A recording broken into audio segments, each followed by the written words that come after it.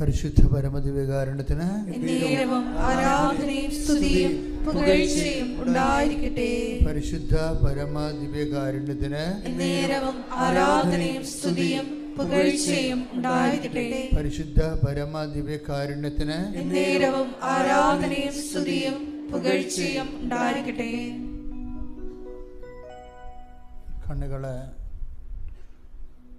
പരിശുദ്ധ കുർബാനയിലെ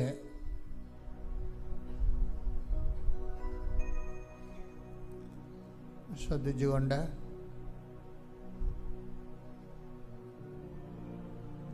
കർത്താവിൻ്റെ തിരുസന്നിധാനത്തിലേക്ക്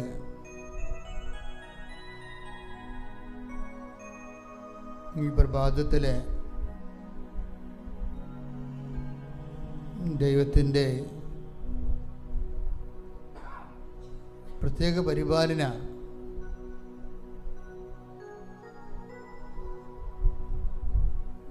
നമ്മളെ ക്ഷണിച്ചതിന് മനസ്സുകൊണ്ട് കർത്താവിനോട് നന്ദി പറയാം.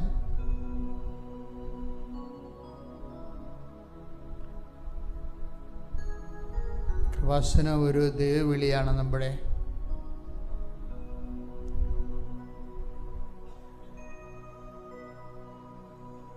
എല്ലാ ദിവസവും അനേകം മക്കള് കർത്താവിൻ്റെ സ്പർശനം അനുഭവിച്ച് സന്തോഷത്തോടെ ജീവിതത്തെ നേരിടുന്നതിന് വേണ്ടിയുള്ള ദൈവം ഒരുക്കിയിരിക്കുന്ന സ്ഥലത്തേക്കാണ് നിന്നെയും കർത്താവ് വിളിച്ചിരിക്കുന്നത്. അങ്ങനൊരു വിളി കേട്ടത് കൊണ്ടാണ് ഇത് ദൈവവിളിയാണെന്ന് പറയാൻ കാരണം. പ്രാർത്ഥിക്കാം. കർത്താവേ, എൻ്റെ വേദനയുടെ കാലത്ത് നിന്റെ അടുത്തേക്ക് വിളിച്ചുകൊണ്ട് എന്നെ സാന്ത്വനപ്പെടുത്തുന്ന നിന്റെ സാന്നിധ്യം ഉറപ്പുവരുത്തുന്ന ഒരു പുതിയ കാലം എനിക്ക് അവകാശമാക്കിയതിന് ഓഹരിയാക്കിയതിന് എൻ്റെ അവകാശം ഓഹരിയുമായ എൻ്റെ കർത്താവേ, ഞങ്ങളുടെ പിതാക്കന്മാരുടെ ദൈവമേ, എല്ലാ ജനങ്ങളോടും കൂടി ചേർന്ന് അങ്ങയെ സ്തുതിക്കുന്നു, നന്ദിയാൽ അങ്ങയെ വാഴ്ത്തുന്നു, ദൈവസ്നേഹത്താൽ അങ്ങേക്ക് സമർപ്പിക്കുന്നു. അമ്മേ പരിശുദ്ധമേ, ദൈവമാതാവേ, അമ്മയുടെ പ്രത്യക്ഷീകരണത്തിന്റെ അടയാളമായി ദൈവസാന്നിധ്യത്തിന്റെ സ്ഥിരീകരിക്കപ്പെട്ട സാക്ഷികളായി സന്തോഷത്തിന്റെ സുവിശേഷ ജീവിതം നയിക്കുവാൻ ഞങ്ങളെ വിളിച്ചതിനും കൂടെ ചേർത്തതിനും നന്ദി പറയുന്നു. യേശുവേ സ്തോത്രം, യേശുവേ നന്ദി, യേശുവേ ആരാധന, ആരാധനേ ബലവാനെ പരിശുദ്ധനെ പരശതം കെരൂബുകളാൽ ഏതു നിമിഷവും പെരുവെള്ളത്തിന്റെ ഇരച്ച പോലെ സ്തുതിക്കപ്പെടുന്നവനെ സ്തുതിക്ക് യോഗ്യനെ അങ്ങയെ ആരാധിക്കുന്നു, നന്ദി പറയുന്നു. യേശുവേ സ്തോത്രം, യേശുവേ നന്ദി, യേശുവേ ആരാധന, യേശുവേ സ്തോത്രം, യേശുവേ നന്ദി, യേശുവേ ആരാധന, ഹല്ലേലൂയ, യേശുവേ സ്തോത്രം, യേശുവേ നന്ദി, യേശുവേ ആരാധന, യേശുവേ സ്തോത്രം, യേശുവേ നന്ദി, യേശുവേ ആരാധന, ഹല്ലേലൂയ, ഹല്ലേലൂയ, ഹല്ലേലൂയ, സ്തുതിക്കട്ടെ, ഹല്ലേലൂയ, ഹല്ലേലൂയ, ഹല്ലേലൂയ, ഹല്ലേലൂയ, യേശുവേ ആരാധന, ഹല്ലേലൂയ, യേശുവേ കെരൂബുകളോട് ചേർന്ന് ആരാധിക്കുന്നു. ആരാധന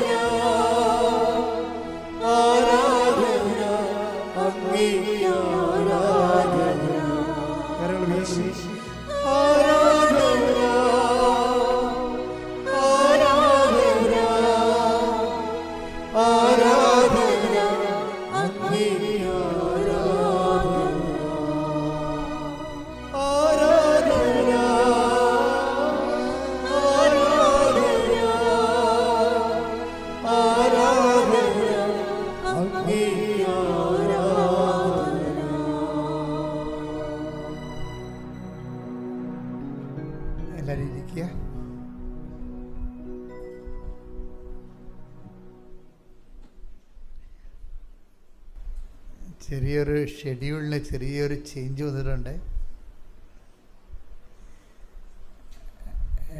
ഇനി മുതൽ ഉടമ്പടി ധ്യാനം എന്നാണെന്ന് പറയത്തില്ല. എന്താ കാരണം വെച്ചാൽ കഴിഞ്ഞ ആഴ്ചയിൽ നമ്മൾ ഞായറാഴ്ച ഉടമ്പടി ധ്യാനം നടത്തിയപ്പോൾ ആൾക്കാരിങ്ങനെ ഒരു കാലം നിൽക്കിയിരുന്ന പുറത്ത് അവസാനം ഗേറ്റ് അടച്ച് പോലീസ് വരേണ്ടി വന്ന് ആൾക്കാർ റോഡ് വരെ നിന്ന് വലിയ സീനാണ്. അതിൻ്റെ രോഗികളൊക്കെ ഉണ്ടാവും.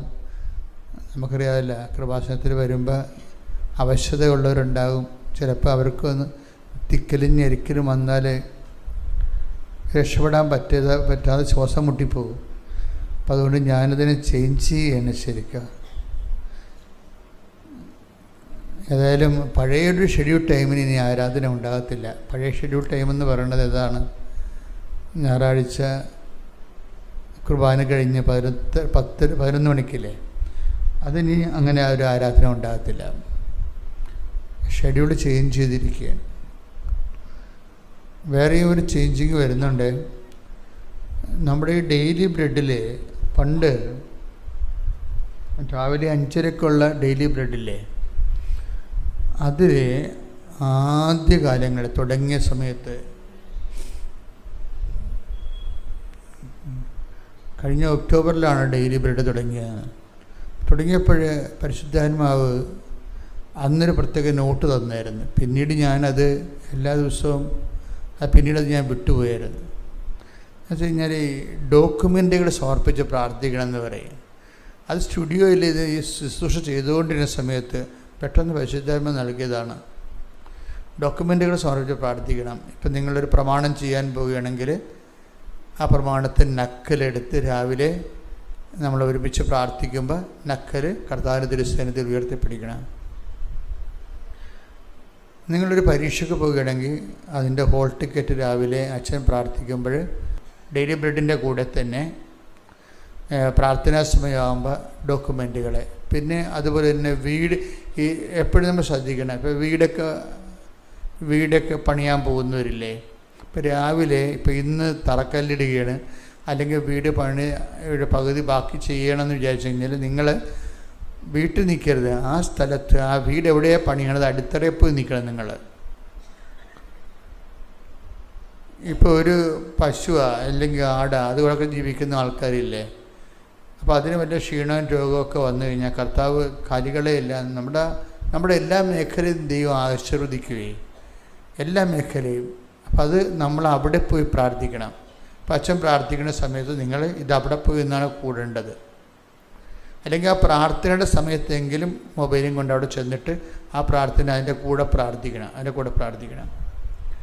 നിങ്ങൾ എവിടെയെങ്കിലും യാത്രക്ക് പോകണമെങ്കിൽ റൂട്ട് വരച്ചിടണം അതിൻ്റെ. ഞങ്ങളൊക്കെ ചെയ്യണം അങ്ങനെയാണ്.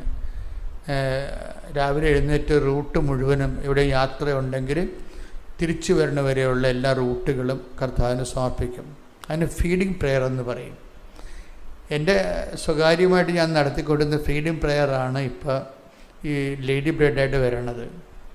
ഫീഡിങ് പ്രെയർ എന്ന് പറയണത് നമ്മൾ രാവിലെ കമ്പ്യൂട്ടറിൽ പ്രോഗ്രാം ഫീഡ് ചെയ്യണ പോലെ കർത്താവിൻ്റെ കൈകളിലേക്ക് കാര്യങ്ങളെല്ലാം കൊടുക്കും. നമ്മൾ കണ്ടുമുട്ടുന്ന വ്യക്തികൾ, നമ്മുടെ വാഹനം പോകുന്ന സ്ഥലങ്ങൾ, വാഹനത്തിനെതിരെ വരുന്ന വാഹനങ്ങൾ, സൈഡിലൂടെ വരുന്ന വാഹനങ്ങൾ, ബാക്കിലൂടെ വരുന്ന വാഹനങ്ങൾ, ഇതെല്ലാം നമ്മൾ പ്രാർത്ഥനയുടെ സബ്ജക്റ്റായിട്ട് സമർപ്പിക്കും.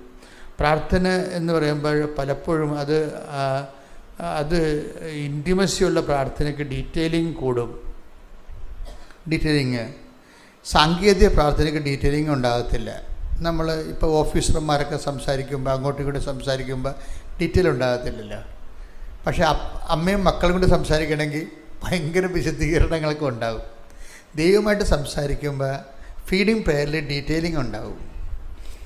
നമ്മൾ കണ്ടുമുട്ടുന്ന വ്യക്തികൾ, കർത്താവ് ഇപ്പം നമ്മളെ സംബന്ധിച്ചിടത്തോളം ഇപ്പോൾ വരുന്നൊരു വിഷയം വെച്ചാൽ നമ്മുടെ റൂട്ടുകൾ സമർപ്പിക്കണമെന്ന് പറഞ്ഞത്, സമർപ്പിക്കുന്നതിനുള്ള ഗുണമെന്ന് വെച്ച് കഴിഞ്ഞാൽ ഈ പ്രെയർ കൊണ്ട് നമുക്കുണ്ടാകുന്ന ഏറ്റവും വലിയ അനുഗ്രഹം ഞാൻ കണ്ടിരിക്കുന്നത് പ്രൊട്ടക്ഷനാണ്. സംരക്ഷണം എന്ന് പറയും. സംരക്ഷണം ഒരു പ്രധാനപ്പെട്ട ഘടകമാണ്.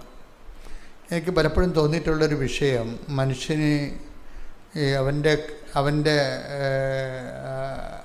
പരിഗണനയില്ലാത്ത ചില വിഷയങ്ങളൊക്കെ നമുക്ക് സംഭവിക്കത്തില്ലേ? നമ്മൾ ഓർക്കാപ്പുറത്ത് സംഭവിക്കുന്നതും അങ്ങനെയുള്ള ചില ഏടാകൂടങ്ങളൊക്കെ സംഭവിക്കത്തില്ലേ? ചില പറയും, ഓ ആ സമയത്ത് അയാളെ കാണാതെണ്ട കാര്യമില്ലായിരുന്നു, ആ വഴിക്ക് പോയതാണ് കുഴപ്പമായിപ്പോയെന്നൊക്കെ പറയത്തില്ലേ? അത് എന്നൊക്കെ അതെല്ലാം പ്രൊട്ടക്ഷൻ്റെ പ്രോബ്ലമാണ്. പ്രൊട്ടക്ഷൻ, സംരക്ഷണം. ഇപ്പോൾ ഫീഡിങ് പ്രെയർ ഉണ്ടെങ്കിൽ നമുക്കത് ആ മേഖലയിൽ നമ്മൾ സേഫാണ് ശരിക്കും, എല്ലാ മേഖലകളിലും. പിന്നെ ദൈവമായിട്ട് ജീവിക്കാൻ എളുപ്പമാണ് നമുക്ക്. നിങ്ങൾക്ക് ഉണ്ടാകുന്നൊരു കുഴപ്പമെന്ന് വെച്ച് കഴിഞ്ഞാൽ, എനിക്ക് എല്ലാവരെയും കുറിച്ച് ഞാൻ പറയണില്ല, എന്നാലും കുറച്ച് പേരൊക്കെ ദൈവത്തോട് പ്രാർത്ഥിക്കുന്നുണ്ടെങ്കിലും പ്രാർത്ഥനയെക്കുറിച്ച് വലിയ ഐഡിയ ഒന്നുമില്ല, ദൈവത്തെക്കുറിച്ച് ഒരു ഐഡിയ ഇല്ല. ഇപ്പോൾ കഴിഞ്ഞ ദിവസങ്ങളിൽ ആകാശ് എന്നും പറഞ്ഞ് ഒരു മോൻ സാക്ഷ്യം പറഞ്ഞു. ആകാശ് ചെറുപ്പക്കാരനാണ്, നല്ല സാക്ഷിയാണ്. അപ്പോൾ അവൻ പറഞ്ഞത് ഏത് ദൈവത്തോട് പ്രാർത്ഥിച്ചാൽ കേൾക്കുമെന്നൊന്നും എനിക്ക് ഐഡിയ ഇല്ലെന്ന് പറഞ്ഞത്. ഏത് വിശ്വാസത്തെക്കുറിച്ച് ഒരിക്കലും ഐഡിയ ഇല്ല. ഇപ്പോൾ ഭയങ്കര ജീവിതത്തിൽ ഇത്തിരി പരുവക്കേടുമാണ്, പക്ഷേ ഏത് ദൈവത്തോട് പ്രാർത്ഥിച്ചാൽ കേൾക്കുമെന്ന് എനിക്കൊരു ഐഡിയ ഇല്ലെന്ന് ആകാശ് പറയണത്. അപ്പം അവൻ്റെ പ്രശ്നം എന്ന് പറയണത്, അവൻ്റെ അമ്മ അവനോട് പറയുന്നുണ്ട്, നീ പോയി ഉടമ്പെടുക്കും മോനെ, അപ്പം എല്ലാം ശരിയാ എന്ന് അമ്മ ഇടപെടുമെന്ന് പറയും. അപ്പോൾ അവൻ്റെ പ്രശ്നങ്ങളെന്ന് പറയുന്നത് രസകരമായ എന്താ വെച്ചാൽ, ഒന്നാമത്തിൽ പപ്പ മാത്രമേ വീട്ടിലൊരു അപ്പൻ മാത്രമേ ഈ ബ്രെഡ് വിന്നറായിട്ടുള്ളൂ. ഭക്ഷണം അധ്വാനിക്കണത് അപ്പം മാത്രമേ ഉള്ളൂ. അമ്മയ്ക്കും അവനും ജോലിയില്ല. അവൻ്റെ പെട്രോൾ അടിക്കണ കാശ് പോലും അപ്പനോടാണ് മേടിക്കണത്. അപ്പം അതുകൊണ്ട് അവൻ അധികം പെട്രോളിന് കറങ്ങാനൊന്നും പോകത്തില്ല. അത്യാവശ്യം കാര്യങ്ങൾക്ക് വല്ല കറണ്ട് ചാർജ് അടക്കാനോ പല പരീക്ഷയ്ക്കോ അല്ലെങ്കിൽ വല്ല ഇതില്ലേ ഈ എംപ്ലോയ്മെൻറ്റിലോ അങ്ങനെയൊക്കെയുള്ള അത്യാവശ്യ കാര്യത്തിനെ പോകത്തുള്ളൂ. കാര്യം കാശില്ലാത്തത് കൊണ്ട് അപ്പായോട് എങ്ങനെയാണ് കാശ് വാങ്ങിക്കണത്? അപ്പായ്ക്ക് കുറച്ച് ശമ്പളം, ഇത്തിരി ശമ്പളമേ ഉള്ളൂ. അപ്പോൾ ഇതുകൊണ്ട് കുടുംബം നോക്കണം, കറണ്ട് ചാർജും അടക്കണം, വെള്ളക്കരവും കൊടുക്കണം. അപ്പം ഇങ്ങനെ അവൻ്റെ കാര്യം. അപ്പം അത് കുടുംബത്തോട് ഇത്തിരി കൂറുള്ളവനായത് കാരണം ഡെർബാറൊന്നുമില്ല. സാധാരണ പാവപ്പെട്ടൊരു ജീവിതമാണ് ജീവിച്ചു കൂട്ടണത്. അപ്പം അതൊരിക്കലും അപ്പയെ ബുദ്ധിമുട്ടിക്കരുതെന്നുള്ള ചിന്ത ഉണ്ട്. അത് കാരണം ആവശ്യമില്ലാത്ത കൂട്ടുകാരടുത്ത് പോവുകയോ അവർ ചിലവ് ചെയ്യുമ്പോൾ നമ്മളും ചിലവ് ചെയ്യണ്ടേ. അപ്പം അതിനുള്ള പാങ്ങില്ലാത്ത കാരണം ഇങ്ങനെയുള്ള ചിലവ് കുട്ടികൾക്കൊന്നും പോകത്തില്ല. കുടുംബത്തോട് കരുതലുള്ള ആളാണ്. അപ്പം അവന് അമ്മ പറയണ്ട, മകനെ നമ്മ ഇനി രക്ഷപ്പെടണമെങ്കിൽ മാതാവ് തന്നെ രക്ഷപ്പെടുത്തണം, നീ പോയി ഉടമ്പടിയെടുക്കാൻ പറയാം. അപ്പോൾ ഉടമ്പടി എടുത്തും അങ്ങനെ മാതാവുമായിട്ട് ഈശോയുമായിട്ടൊക്കെ വലിയ ബന്ധമൊന്നുമില്ല, നോൺ ക്രിസ്ത്യനാണ്. അപ്പോൾ എന്നാലും അവന് തോന്നി ഇനിയിപ്പോൾ വേറെ ഇത്രയും നാൾ ജീവിച്ചിട്ട് പ്രത്യേകിച്ചൊരു മേൽഗതി ഇല്ലല്ലോ. അമ്മ പറഞ്ഞ പോലെ അമ്മയെ പോയി കാണാമെന്ന് പറഞ്ഞ് ഇവനിവിടെ വന്ന് ഉടമ്പടി എടുത്തപ്പോൾ അവൻ്റെ ഒരു പ്രശ്നമെന്ന് പറയണത്, വിദ്യാഭ്യാസത്തിൽ ഇനി എന്ത് ചെയ്യണമെന്ന് അറിയാൻ പാടില്ല ആളിനെ. വിദ്യാഭ്യാസത്തിൽ ഇനി എന്ത് ചെയ്യണം? ജോലി വേണം, പക്ഷേ ജോലിക്കുള്ള പഠനം ആയിട്ടില്ല. ഇപ്പോൾ ഒരു അഡ്മിനിസ്ട്രേഷന് വേണ്ടി ഒരു കോഴ്സ് ചെയ്യണം, പക്ഷെ അതിന് ഭയങ്കര കാശാകത്തില്ലേ? ഇപ്പോഴത്തെ നമ്മുടെ ഷെഡ്യൂള് പഠനങ്ങൾക്ക് ശേഷം പിന്നീട് ഹയർ സ്റ്റഡീസ് പോകുമ്പോൾ ലക്ഷങ്ങളൊക്കെ അല്ലേ വരണത്. അപ്പം ആഗ്രഹമുണ്ട്, പക്ഷേ ഇവിടുന്ന് കിട്ടാനാ? 2.5 സെൻറ്റ് സ്ഥലവും വീടുവേ ഉള്ളു. 2.5 സെൻറ്റ് സ്ഥലവും. ആകാശൻ്റെ സാക്ഷി ഞാൻ ഭയങ്കര ഇഷ്ടപ്പെടുന്ന കാര്യം, ഭയങ്കര അത് നമ്മളിൽ പല ആൾക്കാരും ആ ജീവിതമാണ് ജീവിക്കുന്നത്. വളരെ കുറഞ്ഞ ജീവിത രീതിയാണ്. അപ്പം അതുകൊണ്ട് വലിയ കാര്യങ്ങളൊന്നും ചിന്തിക്കാൻ പറ്റത്തില്ല. വലിയ കാര്യങ്ങളൊക്കെ ചിന്തിക്കാൻ പറ്റത്തില്ല. കാര്യം പരീക്ഷ ഫീസൊക്കെ വരുമ്പോൾ അപ്പനോട് ചോദിക്കണ്ടേ? അപ്പോൾ അര ലിറ്റർ പെട്രോളിന് പോലും അപ്പനോട് ചോദിക്കാൻ പ്രയാസമുള്ള ആളാണ്. എങ്ങനെയാണ് മുന്നിൽ? അപ്പം നമുക്കൊരു വഴി കാണുന്നില്ല. അത് ഭയങ്കര സങ്കടകരമായ അവസ്ഥയാണ്. വായിച്ചപ്പോൾ എൻ്റെ മനസ്സ് നിറഞ്ഞു പോയി കേട്ടപ്പോഴേ. എല്ലാവരുടെയും ഒക്കെ അവസ്ഥ അത് തന്നെയാണ് ശരിക്കും. അപ്പം അതുകൊണ്ട് അമ്മയടുത്ത് വന്ന് ചോദിക്കാം. അപ്പം അമ്മയടുത്ത് ഇവിടെ വന്നിട്ട് ഇവന് പ്രാർത്ഥിക്കാൻ അറിയാൻ പാടില്ലാത്തത് കൊണ്ട് ഇവിടെ വന്ന് കുറേ നേരം അമ്മയോട് സംസാരിച്ചിട്ട് പോയി. എൻ്റെ കാര്യമൊക്കെ അമ്മയ്ക്ക് അറിയാമില്ല, പരുവക്കേടാണ്. കണ്ട, അതൊക്കെ അതാണ് ഡയലോഗ് എന്ന് പറയുന്നത്, കോൺവെർസേഷൻ. പ്രാർത്ഥിക്കാൻ അറിയാൻ പാടാത്ത കാരണം വർത്തമാനം പറയാനറിയാം. കാര്യം ഇവനും അമ്മയുമായിട്ട് ഭയങ്കര കൂട്ടാണ്, അവൻ്റെ അമ്മയുമായിട്ട്. അത് കാരണം അതുപോലെ ആയിരിക്കും ഈ അമ്മയെന്നും പറഞ്ഞുകൊണ്ട് കക്ഷി ഇവിടെ വന്ന് ഉടമ്പടി എടുത്തിട്ടും പോകാതെ നിന്നിട്ട് കുറേ കാര്യങ്ങളൊക്കെ പറഞ്ഞ് അമ്മയും മകനും കൂടി ഇരുന്ന് പറയണ പോലെയൊക്കെ കുറേ കാര്യങ്ങൾ അമ്മയോട് പറഞ്ഞ് ഇവൻ ഉടമ്പടിയും ചെയ്ത് അവന് ഹരിപ്പാടെത്തിയതേ ഉള്ളൂ. അപ്പം തന്നെ ഫോൺ വന്നു, അപ്പന് നല്ല ജോലിയായെന്ന്. പെട്ടെന്നാണ് സംഭവം. ആ പ്രാർത്ഥന കേട്ട് ശരിക്കും. കാര്യം ഇത് പ്രാർത്ഥിക്കുന്ന നമ്മളെ ദൈവത്തിൻ്റെ മനസ്സ് തൊടണം. അല്ലാതെ ഇത് എപ്പം തീരും ഈ പ്രാർത്ഥന, കുർബാന എപ്പം തീരും, എപ്പോൾ വീട്ടിൽ പോകാൻ പറ്റും എന്നൊക്കെ പറഞ്ഞ് ഇപ്പോൾ പള്ളിയിലൊക്കെ തന്നെ ഞങ്ങൾക്ക് കുർബാനയ്ക്ക് എനിക്കാണെങ്കിൽ കുർബാന ഉയർത്താൻ പേടിയാണ്. ഇതാ ദൈവത്തിൻ്റെ കുഞ്ഞാടെന്നും പറഞ്ഞ് നമ്മൾ ഉയർത്തുമ്പോഴായിരിക്കും ഈ കണ്ടു നിൽക്കണവന് ഇറച്ചി മേടിക്കണ കാര്യം ഓർക്കണത്. അവനപ്പം തന്നെ സ്കൂട്ടാണ് ഓടുന്നത്. അതുകൊണ്ട് അതിൽ അങ്ങനെ ദൈവമായിട്ട് അർഹത്തിൻ്റെ ബന്ധമുള്ളവർക്ക് അവരെക്കാൾ ബന്ധം അളിയൻ, അമ്മാവൻ, അപ്പൻ, ബന്ധുക്കളൊക്കെ ഇട്ടിക്ക്, അങ്കിള്, ഇങ്ങനെയൊക്കെ കുറേ. നിങ്ങൾ തന്നെ എപ്പോഴും നോക്കിയാൽ നിങ്ങളുടെ അങ്കിളിന് നിങ്ങളോട് നിങ്ങൾ ഏറ്റവും ഇഷ്ടപ്പെടുന്നത് ചിലപ്പോൾ അങ്കിളിനായിരിക്കും. കാര്യം അപ്പനേക്കാൾ അങ്കിളിനെ സ്നേഹിക്കുന്ന കുറേ അധികം ആൾക്കാരുണ്ട്. അതെന്താ വെച്ച് കഴിഞ്ഞാൽ അത് ഈ മനുഷ്യന്മാരുടെ പൊട്ടത്തരാണേ. കാര്യം ഒരു ജീവിതകാലം മുഴുവനും കഷ്ടപ്പെടുന്ന അപ്പൻ ഒരു മണവുമില്ല, ഗുണവുമില്ല. 10 കൊല്ലമോ 2 കൊല്ലമോ കൂടുമ്പോൾ ഏതെങ്കിലും വിദേശ രാജ്യത്ത് നിന്ന് കെട്ടിയിറങ്ങണം അങ്കിള് കൊണ്ടുവന്ന് അവർക്ക് വല്ലതും കൊടുത്തുകയാണെങ്കിൽ കുഞ്ഞുങ്ങളെപ്പോലെ ഇത് അങ്കിളെ വലിയ ആളായിട്ട് കാണും. അയ്യോ, നോൺസെൻസ് എന്ന് പറഞ്ഞാൽ അട്ടർ നോൺസെൻസ്. അപ്പനേക്കാൾ വലിയ അങ്കിള് നക്കാപ്പിച്ച കൊടുത്ത് വിലക്ക് വാങ്ങിക്കും. അപ്പം അനീതി നിങ്ങൾ ബന്ധങ്ങളിൽ കാണിക്കരുത് ഒരിക്കലും. അത് എപ്പോഴും നമ്മൾ എപ്പോഴും റിലേഷൻ സ്പേസ് എപ്പോഴും നമ്മൾ ചിലപ്പോൾ നമ്മുടെ മാതാപിതാക്കന്മാർക്ക് അത്രയും വലിയ കഴിവുണ്ട്. നിങ്ങൾ ഈ മാതാപിതാക്കന്മാർ മറ്റുള്ളവരായിട്ട് കമ്പയർ ചെയ്യും. നിങ്ങൾ മറ്റുള്ളവരുടെ മാതാപിതാക്കന്മാർ അങ്ങനെയല്ല. ദൈവം നമുക്ക് തന്ന മാതാപിതാക്കന്മാർ ആണ് ദൈവം കഴിഞ്ഞാൽ നമ്മുടെ ആൾക്കാർ. അവരെ നമ്മൾ ദൈവം കഴിഞ്ഞാൽ പിന്നെ പരിഗണിക്കാൻ തുടങ്ങിക്കുമ്പോൾ തന്നെ നമ്മൾ ബ്ലെസ്ഡ് ആകാൻ തുടങ്ങും. നമുക്ക് വേറെ ഒരാളെ കൊണ്ടുപോയി അന്നഴകുന്നതിന് അപ്പനെന്ന് പറയത്തില്ലേ, അങ്ങനെ അന്നഴകുന്നതിന് അപ്പനാക്കിയാൽ ഒരിക്കലും ബ്ലെസ്സിങ്സ് കിട്ടത്തില്ല. ദൈവത്തിന് അറിയാമല്ലോ ഇത് യൂസ് ആൻഡ് ത്രോ ആണ് കയ്യിലിരിക്കണത്. ഉപയോഗം ഉണ്ടെങ്കിൽ താങ്ങിപ്പിടിച്ച് നടക്കും, ഉപയോഗം ഇല്ലെങ്കിൽ നാം ഇട്ടുകളയും, എവിടെയെങ്കിലും ഇട്ടുകളയും. അപ്പം അത് ഉടമ്പടിയിൽ ആ റിലേഷൻസ് എല്ലാം കറക്റ്റ് ചെയ്യണം. കാര്യം ഇവന് ഒരു ഇൻറ്റിമസി, എനിക്ക് ആകാശത്തിൽ നിന്ന് എനിക്ക് മനസ്സിലായത് ഇൻറ്റിമസി ഉണ്ട്. അപ്പം അവൻ്റെ അമ്മയോട് സംസാരിക്കുന്ന പോലെയാണ് അമ്മയോട് അവൻ വന്ന് സംസാരിച്ചിട്ട് പോയി. അവൻ പറഞ്ഞ കാര്യം ഇതാണ്, അപ്പൻ്റെ കയ്യിൽ നിന്ന് കാശ് വാങ്ങിച്ചാൽ പെട്രോൾ വാങ്ങിക്കണത്, എനിക്കതുകൊണ്ട് എപ്പോഴും പേടിക്കാൻ പറ്റത്തില്ല. അപ്പം അപ്പനെ എന്തെങ്കിലും തരത്തിൽ സഹായിക്കണം, അപ്പനെ എന്തെങ്കിലും തരത്തിൽ സഹായിക്കണം, ഇതൊക്കെയാണ് പറയണത്. ഇതാണ് എന്നിപ്പം നിങ്ങളെ എല്ലാവരെയും മോഡലെടുക്കരുത്. മോഡലെടുക്കണം എന്നല്ല ഞാൻ പറയണത്. ആ ഒരു അഫെക്ഷൻ എപ്പോഴും മനസ്സിൽ ദൈവത്തോട് ഇടപെടുമ്പോൾ അഫെക്ഷൻ എന്ന് വെച്ച് കഴിഞ്ഞാൽ ആന്തരികമായ ഒരു സ്നേഹം, വാത്സല്യങ്ങളൊക്കെ നമ്മുടെ ദൈവമായിട്ടുള്ള ബന്ധത്തിൽ നമുക്കുണ്ടാകണം. ആരാധന ഉണ്ടാകണം, ഒരു ആരാധ്യമായ ഭയമുണ്ടാകണം. അതേസമയം തന്നെ വളരെ ശിശുസഹജമായിട്ടുള്ള ഒരു സ്നേഹവും വാത്സല്യങ്ങളുണ്ടാകും. അമ്മയാകുമ്പോൾ അതിന് പറ്റിയ ആളാണ് ശരിക്കും. അമ്മ അത് ഉടനെ റൈറ്റ് ആ വിഷയത്തിൽ തന്നെ, അതായത് അപ്പന് ഈ 12 മണിക്കൂറിൽ ഇവൻ വന്ന് തിരിച്ചു പോകാനുള്ള സമയത്തിനുള്ളിൽ അവരുടെ കുടുംബം കഴിയാൻ പറ്റുന്ന രീതിയിലുള്ള നല്ലൊരു ശമ്പളത്തിൽ അപ്പനെ പോസ്റ്റ് ചെയ്യും. അപ്പം തന്നെ ഇവന് ഇളക്കാൻ തുടങ്ങും. കാര്യം ഇവൻ ദൈവത്തിൻ്റെ ശക്തി ആദ്യമായിട്ടും കാണുകയാണ്. ഇങ്ങനെ ഒന്നും ദൈവത്തെക്കുറിച്ചൊക്കെ ഇവനെ അറിയത്തില്ല. ഇത്ര പെട്ടെന്ന് വിഷയങ്ങളിലൊക്കെ ഇടപെടുമെന്നൊന്നും ആളെ അറിയത്തില്ല. കണ്ടോടുകൂടി ആളിങ്ങനെ ഷിവറിങ് ആയിപ്പോയി. പിന്നെ അവനൊരു കുറച്ചുണ്ടായിരുന്നൊരു ചിന്തയെന്ന് പറയണത്, അവൻ പറഞ്ഞു അവനിവിടെ വന്ന് അമ്മയോട് പറഞ്ഞു, അമ്മേ ഞാൻ പോയി എങ്ങനെയെങ്കിലും രക്ഷപ്പെട്ടാലേ അപ്പൻ്റെ കുടുംബം രക്ഷപ്പെടുക. കുടുംബത്തിന് കടങ്ങളൊക്കെ ഉണ്ട്, കുടുംബം മേലെ ഇത് പിടിക്കണമെങ്കിൽ ഞാൻ രക്ഷപ്പെടണം. കണ്ട ആ പ്രാർത്ഥനയുടെ അടുത്തൊരു സത്യസന്ധതയുണ്ട്. എന്താണ് പറഞ്ഞത്? ഞാൻ രക്ഷപ്പെടണം എന്തിനാണ്? കുടുംബത്തെ രക്ഷപ്പെടുത്താനാണ്. ഇവിടെയുള്ള ചെറുപ്പക്കാർക്ക് അതെല്ലാം കേൾക്കണം. കൃപാസനത്തിൽ ചെറുപ്പക്കാരുടെ എണ്ണം കൂടുതലാണ്.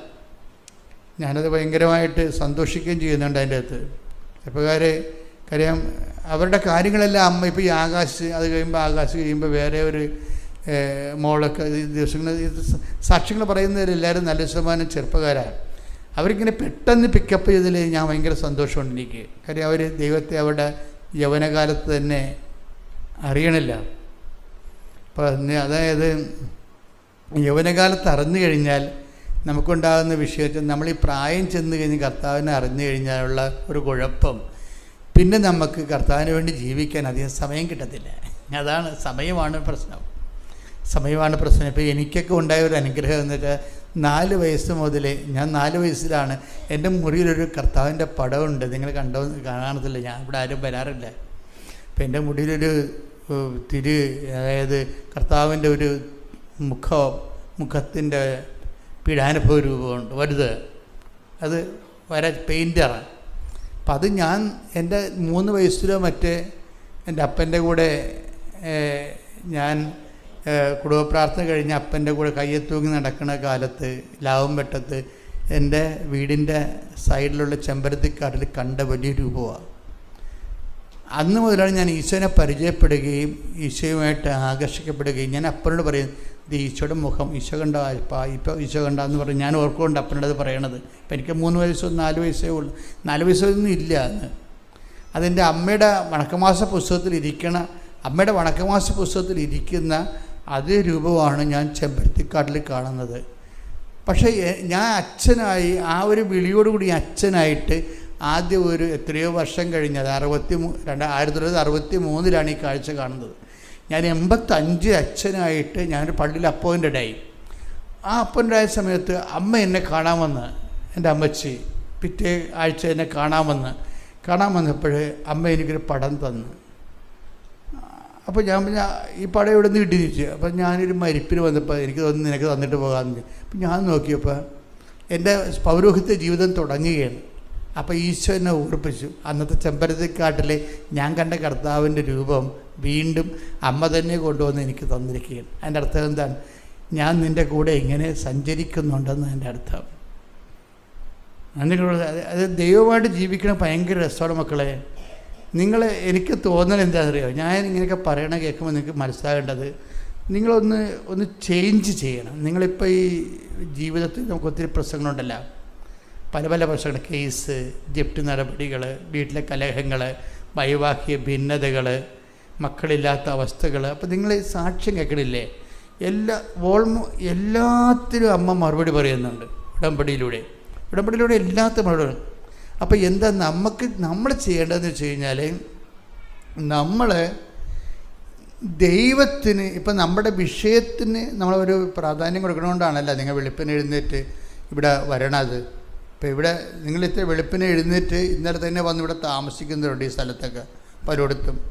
അപ്പോൾ എന്തുകൊണ്ടാണ് അപ്പോൾ നമ്മുടെ വിഷയത്തിന് അത്രയും പ്രാധാന്യമുള്ളത് കൊണ്ടാണ് നമ്മൾ വർഷകാലത്തും കഷ്ടപ്പെട്ട് വരണത്. എൻ്റെ മക്കളെ, ഇത്രയും പ്രാധാന്യമെങ്കിലും ദൈവത്തിന് കിട്ടിയാൽ നമ്മൾ രക്ഷപ്പെട്ട്. ഇത്രയും പ്രാധാന്യമെങ്കിലും ദൈവത്തിന് കിട്ടണം. എന്നുവെച്ചാൽ നമ്മൾ ഇത്രയും കണ്ട് ദൈവത്തെ സ്നേഹിക്കുന്നു എന്ന് ദൈവത്തിന് മനസ്സിലായി ഒരിക്കലും ഇങ്ങനെ മനസ്സിലാക്കാൻ തുടങ്ങിയാൽ പിന്നെ നമ്മുടെ ഇളക്കം സംഭവിച്ചുകൊണ്ടിരിക്കും എല്ലാ മേഖലകളിലും. നമ്മളിപ്പോൾ പ്രെയർ ചെയ്യണത് വിഷയാധിഷ്ഠിതമായിട്ട് സാങ്കേതികമായിട്ടാണ്. അപ്പോൾ ഇതിങ്ങനെ 1, 2, 3 സ്ലോ പ്രോസസ്സായിരിക്കും. നമ്മൾ വിഷയത്തിന് പ്രാധാന്യം കൊടുത്ത് നമ്മൾ പ്രാർത്ഥനാ ജീവിതം ക്രമപ്പെടുത്തിയ ഭയങ്കര സ്ലോ പ്രോസസ്സ് നടക്കുകയേ. പക്ഷേ ഒരു കൊല്ലം 1.5 കൊല്ലം കൊണ്ടൊക്കെ ചില കാര്യം നടക്കത്തുള്ളൂ. സ്ലോയാണ്. കാര്യം നമ്മൾ വിഷയത്തിനാണ് പ്രാധാന്യം കൊടുത്തിരിക്കുന്നത്. ഇനി ദൈവത്തിനാണ് നമ്മൾ പ്രാധാന്യം കൊടുത്തുകൊണ്ട് ഈ പ്രാർത്ഥനാ ജീവിതം 2, 4, 6, 8, 16, 64 എന്ന് പറഞ്ഞാൽ കയറിപ്പോവും. അത് ജിയോമെട്രിക് പ്രൊപ്പോർഷനിൽ കയറിപ്പോവും. എന്താ കാര്യം? നമ്മൾ ദൈവത്തിനാണ് പ്രാധാന്യം കൊടുക്കുന്നത്. അപ്പോൾ ഉടമ്പടി എപ്പോഴും ശ്രദ്ധിക്കണത്, നിങ്ങൾ ഉടമ്പടിയിൽ എപ്പോഴും നിയോഗങ്ങളിലല്ലേ പ്രാധാന്യം കൊടുക്കുന്നത്. അത് വിഷയത്തിനാണ്. സ്ലോ ആയിരിക്കും, ഭയങ്കര സ്ലോ ആയിരിക്കും. കാര്യം നിങ്ങൾ ദൈവത്തിന് തന്നെ പ്രാധാന്യമുള്ളത് നിങ്ങളുടെ വിഷയത്തിൽ ദൈവം ഇടപെടുന്നുണ്ടെങ്കിൽ ഉള്ള പ്രാധാന്യവും നിങ്ങൾ ദൈവത്തിന് കൊടുക്കുന്നുള്ളൂ. വിഷയമാണ് ദൈവം, അവിടെയാണ് തലകീഴ് മറിഞ്ഞിരിക്കുന്നത്. അപ്പം നിങ്ങളുടെ ദൈവം ആരാണെന്ന് ചോദിച്ചാൽ നിങ്ങൾ എല്ലാ സമയവും ചിന്തിക്കുന്നത് എന്തിനെക്കുറിച്ചാണ്, അതാണ് നിങ്ങളുടെ ദൈവം. പ്രാക്ടിക്കൽ ഗോഡ് ഹെഡ് എന്ന് പറഞ്ഞാൽ എന്താണ്? ഏത് നിമിഷവും ഏതിനെക്കുറിച്ചാണ് നിങ്ങൾ കൂടുതൽ ചിന്തിക്കുന്നത്, ആരെക്കുറിച്ചാണ് നിങ്ങൾ കൂടുതൽ ചിന്തിക്കുന്നത്, അതാണ് നിങ്ങളുടെ ദൈവം. അതുകൊണ്ടാണ് ഈ ലവ് അഫെയർസ് ഉള്ളവരോടൊക്കെ ഞാൻ അധികം നിങ്ങളത് റീതിങ്ക് ചെയ്യണം, സൂക്ഷിക്കണം എന്ന് പറയും. എന്താ വെച്ച് കഴിഞ്ഞാൽ ലവ് അഫെയർ ചില ആൾക്കാരെ സംബന്ധിച്ചിടത്തോളം തലക്ക് പിടിച്ചു കഴിഞ്ഞാൽ 24 hours ഈ നമ്മുടെ പേ ബാധിച്ചതുപോലെ എപ്പോഴും ഈ മൊബൈലിൽ കണ്ടില്ലേ കേട്ടില്ലൊക്കെ ഉടനെ വിറവാദം വരും, പിന്നെ ഭക്ഷണം കഴിക്കത്തില്ല, അങ്ങനെയൊക്കെയുള്ള കുറേ ഹിസ്റ്റീരിയ ടൈപ്പിലൊക്കെ പോകത്തില്ലേ. അപ്പോൾ എന്ന് വെച്ചാൽ അതുപോലെ തന്നെയാണ് അതുകൊണ്ടാണ് ഈ ആവശ്യമില്ലാത്ത റിലേഷൻസിലൊക്കെ പോയി ഈ പ്രാർത്ഥനാ കാലത്ത് പ്രത്യേകിച്ച് കുടുങ്ങരുത്. നിങ്ങൾ കുടുങ്ങി ഇതുപോലെ കിടക്കണമെങ്കിൽ നിങ്ങൾക്ക് പ്രാധാന്യം ആ വ്യക്തിക്കായിരിക്കും പ്രാധാന്യം, ദൈവത്തിനല്ല. നിങ്ങൾക്ക് ഇപ്പോൾ ആരെങ്കിലും ഒരു അഫെയർ ഉണ്ടായെന്ന് വിചാരിച്ചോ, അപ്പം നിങ്ങൾ അല്ലെങ്കിൽ അവൾ നിങ്ങളെ ഫോൺ വിളിക്കണില്ല, പിന്നെ നിങ്ങളൊന്ന് ഉടമ്പടി ചെയ്തിരിക്കണത് അവർ ഫോൺ വിളിക്കാൻ വേണ്ടി.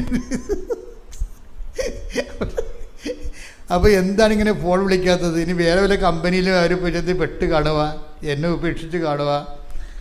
അപ്പോൾ അവർ ചിലപ്പോൾ നിന്നെ സാറ്റിസ്ഫൈ ആയതുകൊണ്ട് ചിലപ്പോൾ നീ അവിടെ ചെന്ന് വഴങ്ങി നിൽക്കാൻ വേണ്ടി ചിലപ്പോൾ അടക്കുമുറയുടെ ഭാഗമായിട്ട് വരുന്ന ഒതുക്ക് പരിപാടി ആയിട്ടൊക്കെ ആയിരിക്കും ചിലപ്പോൾ വിളിക്കാത്തത്. ഇതുപോലുള്ള തട്ടുപിടുത്തവും തരികിട പരിപാടികളൊക്കെ കൊണ്ട് ജീവിതം തീർന്ന് ഇതല്ലേ വിളിക്കുമ്പോൾ ഒരു ആശ്വാസം, പിന്നെയും വിളിക്കാൻ പിന്നെ ഇങ്ങനെയുള്ള കളികളൊക്കെ കേട്ട് ഇങ്ങനെ ജീവിതം പോകും. അപ്പം ഇങ്ങനെയുള്ള പരിപാടിയൊക്കെ നിങ്ങൾ വളരെ ശ്രദ്ധിച്ച ഉടമ്പടിക്കാലത്ത് പ്രത്യേകിച്ച് ബയലാറ്ററൽ എഗ്രിമെൻറ്റാണ്. ഇപ്പം നമ്മൾ മറ്റ് ധ്യാനകേന്ദ്രങ്ങളെ പോലെ ഞാനിങ്ങനെ ധ്യാനത്തിൻ്റെ സ്റ്റൈലിലല്ല പറയണത്, നമ്മളൊരു വർത്തമാന സ്റ്റൈലിലല്ലേ പറയണത്. അതിൻ്റെ കാരണം എന്ന് പറയണത് ഇതൊരു ചെയ്ത് മാറ്റേണ്ട കാര്യങ്ങളാണ്, അറിഞ്ഞിരിക്കേണ്ട കാര്യങ്ങളല്ല, ഇത് ചെയ്ത് മാറ്റേണ്ട കാര്യങ്ങളാണ്. അപ്പം ദൈവത്തിന് പ്രാധാന്യം കൊടുത്തുകൊണ്ട് വിഷയത്തിന് പ്രാധാന്യം കൊടുത്താൽ ഭയങ്കര ഉറുമ്പ് നിരക്കണ പോലെ ഈ നിരക്കത്തുള്ളൂ, 1, 2, 3 എന്നൊക്കെ പറയും. പക്ഷെ ദൈവത്തിനാണ് നിങ്ങൾ പ്രാധാന്യം കൊടുക്കണമെന്നുണ്ടെങ്കിൽ എല്ലാ വഴികളും ഇപ്പം തന്നെ ഇവൻ്റെ ഒന്നാമത്തെ ഭയങ്കര ഈ ഫെയ്ത്ത് ഇൻവെസ്റ്റ്മെൻറ്റ് ആകാശിന് കൂടുതലാണ്. ആകാശിൻ്റെ കാര്യമാണല്ലോ ഇപ്പോൾ പറഞ്ഞുകൊണ്ടിരിക്കുന്നത്. ആകാശിൻ്റെ കയ്യിലൊരു മുഴയുണ്ട്. അപ്പം അത് കീറിക്കണമെന്ന് പറയുമ്പോൾ അമ്മ പറയും, എടാ അത് കീറിയ ആശുപത്രി കിടക്കേണ്ടി വരും, ഇനി വേറെ വല്ല കുന്തറാണ്ടമാണെങ്കിൽ എനിക്ക് സഹിക്കാൻ പറ്റത്തില്ലെന്ന് പറയും. അമ്മയും മകനോട് അവരുടെ വീട്ടിലെ സംസാരമാണ്. അവൻ്റെ കയ്യിലൊരു മുഴയുണ്ട്. ഇപ്പം അത് കീറണമെന്ന് അവനൊരു മകനേ ഉള്ളു. അത് കീറുമ്പോൾ ഇവൻ്റെ ശരീരത്തെ ഇങ്ങനെ ബ്ലേഡൊക്കെ അത്യാവശ്യം വെച്ച് അമ്മക്ക് സഹിക്കാൻ പറ്റത്തില്ല. കാര്യം നമുക്കത് അതിൻ്റെ ഫീലിങ്ങൊക്കെ മനസ്സിലാകും. ഒരു മക്കളുള്ള അമ്മമാരെന്ന് വെച്ചാൽ അവർ ഉൾക്കൊള്ളത്തിലാവുന്നു. അപ്പോൾ അതുകൊണ്ട് അമ്മ പറയും കത്തിവെക്കാൻ പറ്റത്തില്ല എന്ന് പറയും. നീ പറയും നീ അമ്മ കത്തി വെച്ചില്ലേ പിന്നെ എന്ത് ചെയ്യും, വേദന ഉണ്ട് താനും, അതുകൊണ്ട് നീ അമ്മയുടെ ഉടമ്പടി തൈലം ഇടാൻ പറയും, തൈലം തേക്കാൻ പറയും. അപ്പോൾ ഈ അമ്മയും മകനുമായിട്ടുള്ള അമ്മയെടുക്കുന്ന ഫെയ്ത്ത് ഇവന് കിട്ടണത്. ഇവരെന്നാ ചെയ്ത് കഴിഞ്ഞാൽ കത്തി വെച്ചാലും ആശുപത്രി പോയി കിടക്കണ്ടേ, അതിനുള്ള കാശ് മുടക്കാനുള്ള കാശുമില്ല. അപ്പം അതുകൊണ്ട് എല്ലാം കൊണ്ട് ഇവൻ ഉടമ്പടി എടുത്തിട്ട് ഉടമ്പടി തൈലം തേക്കും. അതായത് വെച്ച് കഴിഞ്ഞാൽ ഈ ഇതിന് നമുക്കറിയാമല്ലോ, ഈ ഉടമ്പടി തൈലമൊക്കെ തേക്കുമ്പോൾ ചില ആൾക്കാർ വെളിച്ചെണ്ണ കുളിക്കാൻ വേണ്ടി വെളിച്ചെണ്ണ ചില ആൾക്കാരുടെ കാര്യം ഭയങ്കര കഷ്ടമാണ്. അവർക്ക് ഉടമ്പടി തൈലം ഏതാണ്, വെളിച്ചെണ്ണയാണ് അവർക്ക് പരിചയമുള്ളത്. അതുകൊണ്ട് വെളിച്ചെണ്ണ കയ്യിലെടുത്ത് തേച്ചിട്ട് തലത്തേക്കണ പോലെ ഈ ഉടമ്പടി തൈലം ഫെയ്ത്ത് ആപ്ലിക്കേഷൻസാണ്. തമ്മിൽ തിരിച്ചറിയണം നിങ്ങൾ. ചില ആൾക്കാർക്ക് ഉടമ്പടി തൈലത്തിന് അനുഭവമില്ലല്ല, അത് ഈ വെളിച്ചെണ്ണ പോലെ ഉപയോഗിച്ചിട്ടാണ്. അതെപ്പോഴും തന്നെ അതിന് നിങ്ങൾ തിരിച്ചറിയണം. ഉടമ്പടി തൈലം ഫെയ്ത്ത് ആപ്ലിക്കേഷൻസ് പറയും. ഇപ്പം തന്നെ ഉദാഹരണത്തിന് സഭയിലുള്ളതാണേ തൈല ആപ്ലിക്കേഷൻസ്. അതായത് നമ്മുടെ വിശ്വാസം, ദൈവത്തിലുള്ള വിശ്വാസം എന്ന് പറയുമ്പോൾ അതിന് വേറെ ഒരു സാധനവും ഇല്ല. ഇപ്പോൾ നമ്മളത് അപ്പോഴും നമുക്ക് മനസ്സിൽ ഒരു പ്രഖ്യാപനമാണത്. വിശ്വാസത്തിൻ്റെ പ്രശ്നം വിശ്വാസം ആക്ടിവേറ്റ് ആകണമെങ്കിൽ ഞാൻ നിങ്ങളോട് നേരത്തെ പറഞ്ഞിട്ടുണ്ട്, അതിന് ഒരു പ്രാർത്ഥന വഴി നമുക്ക് ആക്ടിവേറ്റ് ആകാൻ പറ്റും, പിന്നെ പ്രഖ്യാപനം വഴി ആക്ടിവേറ്റ് ആകാൻ പറ്റും ഫെയ്ത്തിനെ, പിന്നെ പ്രയോഗമുണ്ട്, പിന്നെ പ്രവചനമുണ്ട്. അങ്ങനെ വിശ്വാസം 3-4 നമുക്ക് ആകപ്പാടെ അറിയാവുന്നത് പ്രാർത്ഥനയല്ലേ മാത്രമല്ലേ ഉള്ളൂ. അതാണ് നമുക്ക് ഈ പ്രശ്നങ്ങൾ വരണത്. ഇപ്പം നിങ്ങൾ ഉടമ്പടി എടുത്താലും നിങ്ങൾ മാക്സിമം ടൈം എന്ത് ചെയ്യും, അതിൽ നിന്ന് പ്രാർത്ഥിക്കുമോ, ഈ ഇത്തിരി പ്രാർത്ഥനയല്ലേ ഉള്ളെന്ന് പറയും. എന്താണ്ട് ഒരു ഉടമ്പടി ഇത്തിരി പ്രാർത്ഥനയല്ലേ ഉള്ളു, ഒരു പ്രത്യക്ഷയുടെ പ്രാർത്ഥന. അതാണ് എൻ്റെ ക്രക്സ്. എൻ്റെ ക്രക്സ് എന്ന് പറഞ്ഞാൽ അതാണ്, ആ പ്രത്യക്ഷയുടെ പ്രാർത്ഥനയാണ്. പ്രത്യക്ഷ പ്രാർത്ഥനയ്ക്ക് ഓൺ ചെയ്യണം. ഞങ്ങൾ പ്രാർത്ഥിക്കുമ്പോൾ ആ പ്രത്യക്ഷീകരണം സഭ പഠിക്കാൻ വേണ്ടിയും ലോകം മുഴുവൻ പ്രചരിപ്പിക്കാനല്ലേ. പ്രശ്നം അതല്ല, ദുരന്തമുണ്ടാകാൻ പോണ് പ്രാർത്ഥിക്കണമെന്ന് പറഞ്ഞിരിക്കുന്നതാണ് പ്രത്യക്ഷീകരണത്തിൻ്റെ സന്ദേശം. ഈ ഫാത്തിമയിലും ലൂർദിലും വേളാങ്കണ്ണിലും ഒന്നും സന്ദേശം ഇത്രയില്ല, മജ്ജിക്കോറയെ പോലെ ഇത്രയും സന്ദേശമില്ല. ഇത് ഭയങ്കര സീരിയസ് വിഷയമാണ്. കാര്യം ഒന്നാമത്തെ കളർ ഭയങ്കര പെശക് കളറാണ്, അന്ത്യകാലത്തിൻ്റെ കളറാണ്. പിന്നെ സമയഘടികാരം നെഞ്ചിൽ ചേർത്തിരിക്കണേ, സമയത്തിനെ കാണിക്കുന്നത് വളരെ 11 മണിക്കൂറിലേക്ക് ഇനി കുറച്ച് സമയം കൂടിയേ ഉള്ളൂ എന്ന് പറയുന്നു. 10:08 സൂചി കാണിക്കുന്നു. അപ്പം ഈ അവസാന കാലഘട്ടങ്ങളിലേക്ക് ജീവിക്കുമ്പോൾ ദുരന്തമുണ്ടാകാൻ പോണത്. അപ്പോൾ വരുന്ന ദുരന്തത്തിനെ പ്രതിരോധിക്കാൻ വേണ്ടി പ്രാർത്ഥിക്കണം. അപ്പോൾ ആ സന്ദേശത്തെ കൈമാറുന്നതിന് വേണ്ടിയാണ് ഈ പ്രത്യക്ഷീകരണ പ്രാർത്ഥന ചെല്ലണത്. അല്ലാതെ നിങ്ങളിങ്ങനെ എടുത്ത് രാവിലെ തന്നെ പ്രത്യക്ഷ പ്രാർത്ഥന എന്ന് പറഞ്ഞിട്ട് കുറേ സാധനം ചെല്ലിപ്പിടിക്കും. എന്താണെന്ന് അവർക്കറിയാൻ പാടില്ല, ചിലവർക്കറിയാൻ പാടില്ല. അവിടെ എഴുതി കിടക്കണ വായിക്കുക, എന്താണ് പ്രത്യക്ഷീകരണം, ആരാണ് ആ പോയി, എന്താ ഒന്നും അറിയാൻ വെറുതെ കാഴ്ച വിടുകയാണ്. അതല്ല, അത് ഓൺ ചെയ്യണം. പ്രത്യക്ഷീകരണം ദൈവം ചെയ്ത കാര്യമില്ലേ? നിങ്ങൾക്ക് തോന്നുന്നുണ്ടോ കൃപാസനത്തിൽ പ്രത്യക്ഷപ്പെട്ട അമ്മ ഇത് ഇങ്ങനെ പ്രത്യക്ഷപ്പെടണമെങ്കിൽ എനിക്ക് എൻ്റെ മനസ്സിൽ പരിശുദ്ധാത്മ പറഞ്ഞിരിക്കുന്നത് അപ്പായോട് പറഞ്ഞിട്ടാണ് ഇതെല്ലാം സംഭവിച്ചിരിക്കുന്നത്. അപ്പായും ഈശോയും തമ്മിലുള്ള ഡിസ്കഷൻ്റെ വെളിച്ചത്തിലാണ് ഈ കൃപാസനത്തിൽ ഈ പ്രത്യക്ഷീകരണം നടന്നിരിക്കുന്നത്. അല്ലെങ്കിൽ ഇത്രയും വെറൈറ്റി ആയിട്ടുള്ള കാര്യങ്ങൾ വരേണ്ട കാര്യമില്ല. സിമ്പിളായിട്ടുള്ള സംഭവം, ആരുടെയെങ്കിലും ഇങ്ങനെ പാല് കൊടുക്കുന്നു, അല്ലെങ്കിൽ അതുപോലെ തന്നെ ബാലിനെ കാല് സുഖപ്പെടുന്നു, അങ്ങനെയുള്ള സിമ്പിളല്ല വിഷയം. അല്ലെങ്കിൽ ജപമാല കൊടുക്കുന്നു, അല്ലെങ്കിൽ അമലോത്ഭവമാണെന്ന് പറയുന്നു, അതുപോലെ ഒരു സിമ്പിൾ വിഷയമല്ല ഇത്. ഇത് ലോകത്തെ മുഴുവനും ബാധിക്കുന്നൊരു വിഷയമാണ്,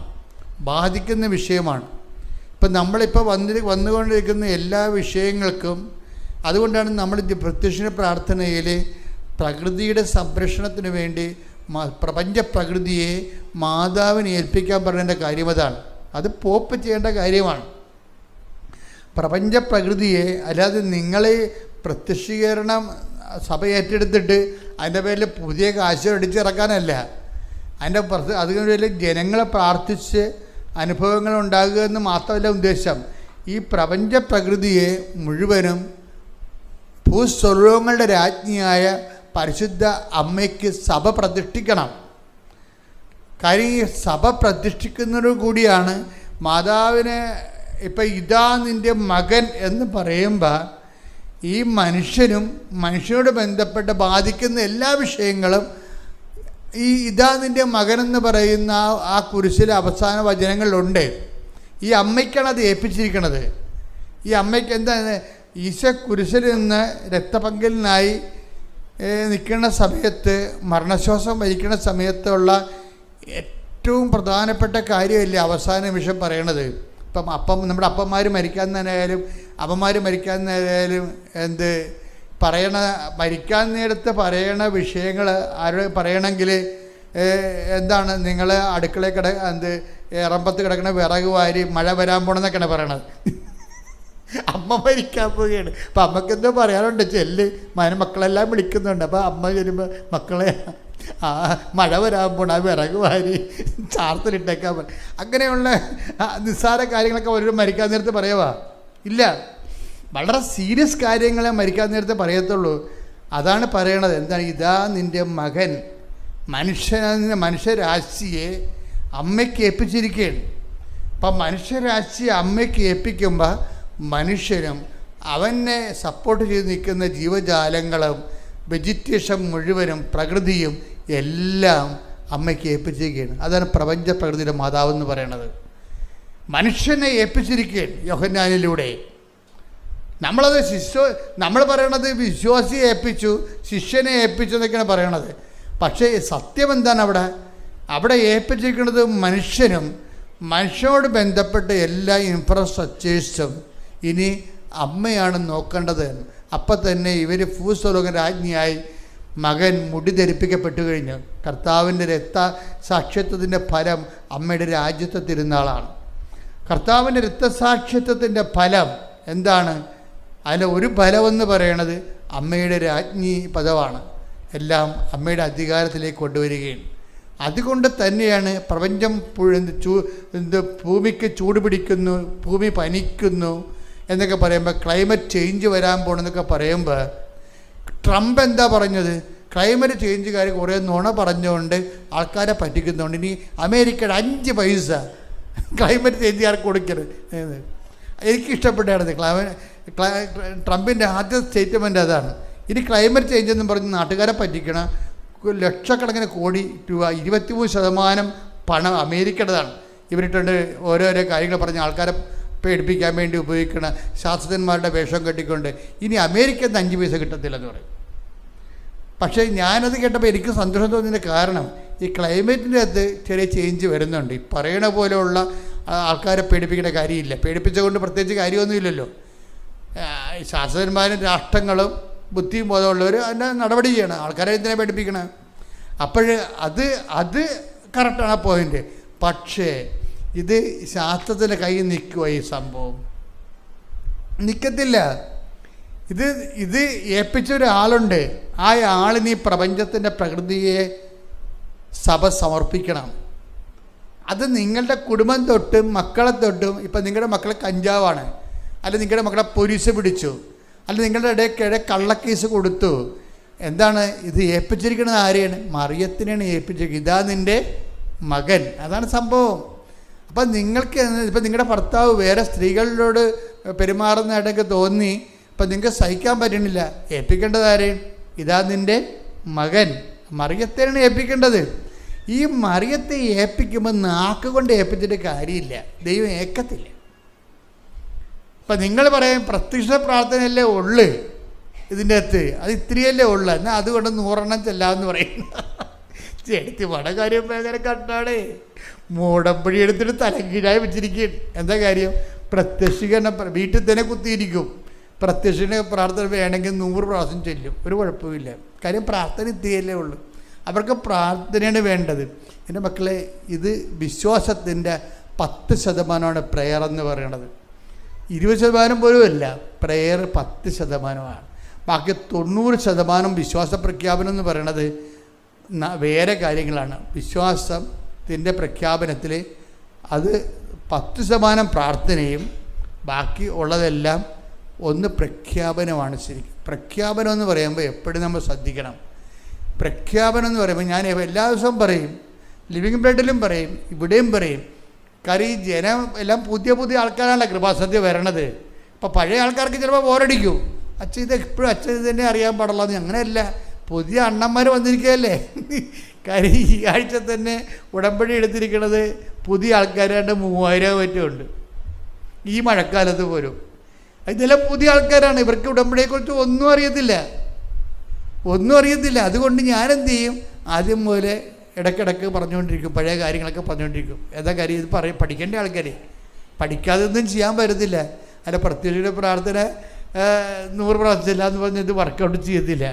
അത് 1 പ്രാവശ്യം ചെല്ലാനേ പറഞ്ഞിട്ടുള്ളൂ. ചിലരത് 33 ആക്കും. വേറെ എങ്ങടന്ന് കിട്ടി 33 അത് എടുത്ത് കൊണ്ടുവന്ന് എവിടുന്നാണേ കർത്താവിൻ്റെ വയസ്സ് 33 അല്ലേ എന്ന് പറഞ്ഞുകൊണ്ടത്. നിങ്ങളിനിയിപ്പോൾ ആദത്തിൻ്റെ വയസ്സ് 120, ഇനി 120 ചെല്ലിക്കും. വയസ്സ് വെച്ച് ചെല്ലണമാണ് ഇതൊക്കെ. 2 വികടന്മാർ ഇറക്കി വിട്ട സാധനമാണിത്. ആ സാധനം എടുത്ത് ഇതിൻ്റെ അകത്ത് കയറ്റും. ഇതിൻ്റെ അകത്തൊന്നും ഇതുമായിട്ടൊരു ബന്ധമില്ല. നിങ്ങൾ പറഞ്ഞിരിക്കേണ്ട പ്രത്യക്ഷ പ്രാർത്ഥന ഒറ്റ പ്രാവശ്യം ഓവർ ചെല്ലുമ്പോൾ വെടിപ്പായിട്ട് ചെല്ലണം. ദൈവത്തിന് തോന്നണം. ശ്രദ്ധിക്കട്ടെ. ഹല്ലേലൂയ ഹല്ലേലൂയ ഹല്ലേലൂയ ഹല്ലേലൂയ ഹല്ലേലൂയ മഹത്വം മഹത്വം ആരാധന ആരാധന ഹല്ലേലൂയ ഹല്ലേലൂയ ഹല്ലേലൂയ ഹല്ലേലൂയ ഹല്ലേലൂയ യേശുവേ നന്ദി യേശുവേ ആരാധന ഹല്ലേലൂയ മഹത്വം മഹത്വം ദൈവപിതാവേ നന്ദി ദൈവപിതാവേ മഹത്വം ദൈവപിതാവേ ആരാധന ഹല്ലേലൂയ ഹല്ലേലൂയ ആരാധന ഹല്ലേലൂയ ഹല്ലേലൂയ ഹല്ലേലൂയ ഹല്ലേലൂയ ഹല്ലേലൂയ ഹല്ലേലൂയ യേശുവേ നന്ദി യേശുവേ ആരാധന ഹല്ലേലൂയ.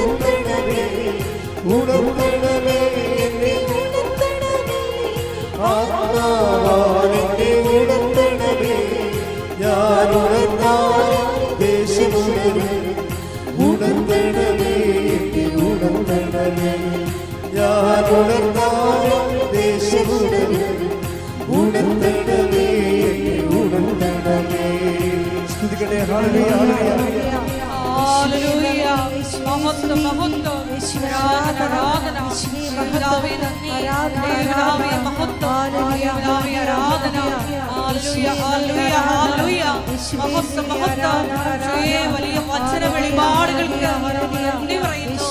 ഞങ്ങൾക്ക് അമ്മയെ നന്ദി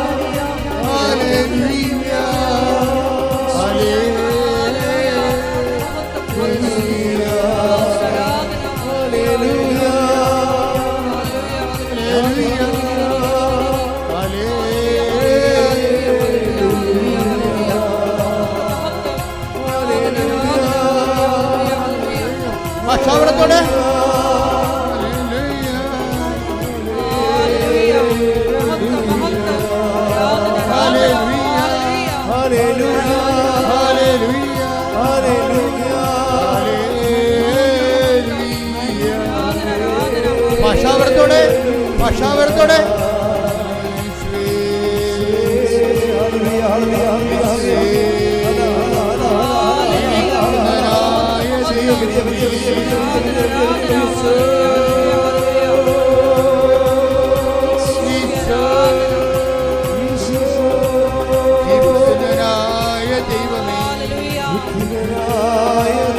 ക്രൂശിക്കപ്പെട്ട ദൈവമേ, ഉയർത്തെഴുന്നേറ്റ ദൈവമേ,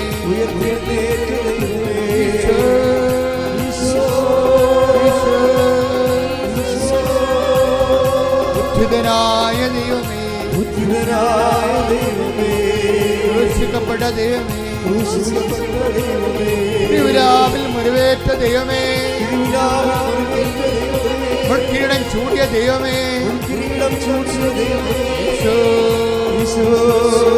എല്ലാ മാലാഖമാരുടെ കൂടെ അങ്ങയെ ആരാധിക്കുന്നു. എല്ലാ വിശുദ്ധന്മാരുടെ കൂടെ അങ്ങയെ ആരാധിക്കുന്നു. എല്ലാ വിശുദ്ധ രക്തസാക്ഷികളുടെ കൂടെ അങ്ങയെ ആരാധിക്കുന്നു. എല്ലാ മാലാഖമാരുടെ കൂടെ അങ്ങയെ ആരാധിക്കുന്നു.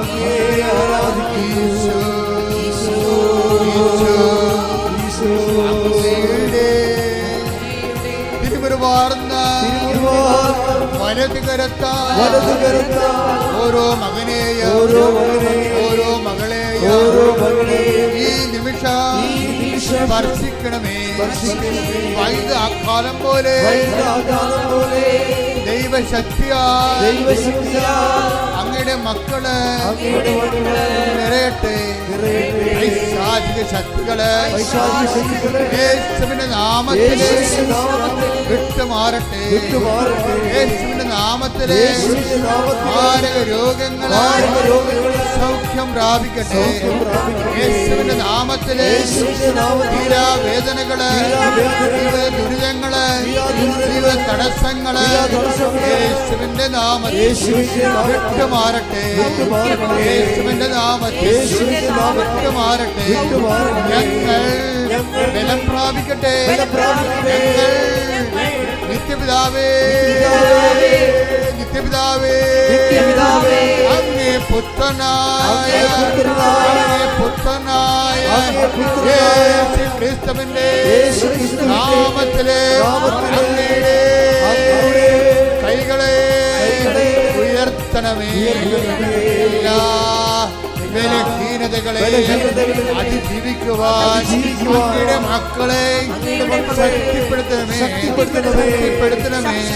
ഞങ്ങളുടെ മക്കളെ വഴിതെറ്റിപ്പോകുന്നവരെ, ഞങ്ങളുടെ കുടുംബങ്ങള് സമാധാനം നഷ്ടപ്പെടുന്നവരെ, ജീവിതത്തിന്റെ അനുദിന ജീവിതത്തിന്റെ മാർഗമില്ലാതെ വലയുന്നവരെ എന്ത് ചെയ്യണമെന്ന് ഉറപ്പില്ലാതെ ഉഴലുന്നവരെ ഈ നിമിഷം വഴിയും സത്യവും ജീവനുമായ യേശുവിന്റെ നാമത്തിലെ പ്രാപിക്കട്ടെ. യേശുവിന്റെ നാമത്തിലെ സൗഖ്യപ്പെടട്ടെ. യേശുവിന്റെ നാമത്തിലെ ശക്തിപ്പെടട്ടെ.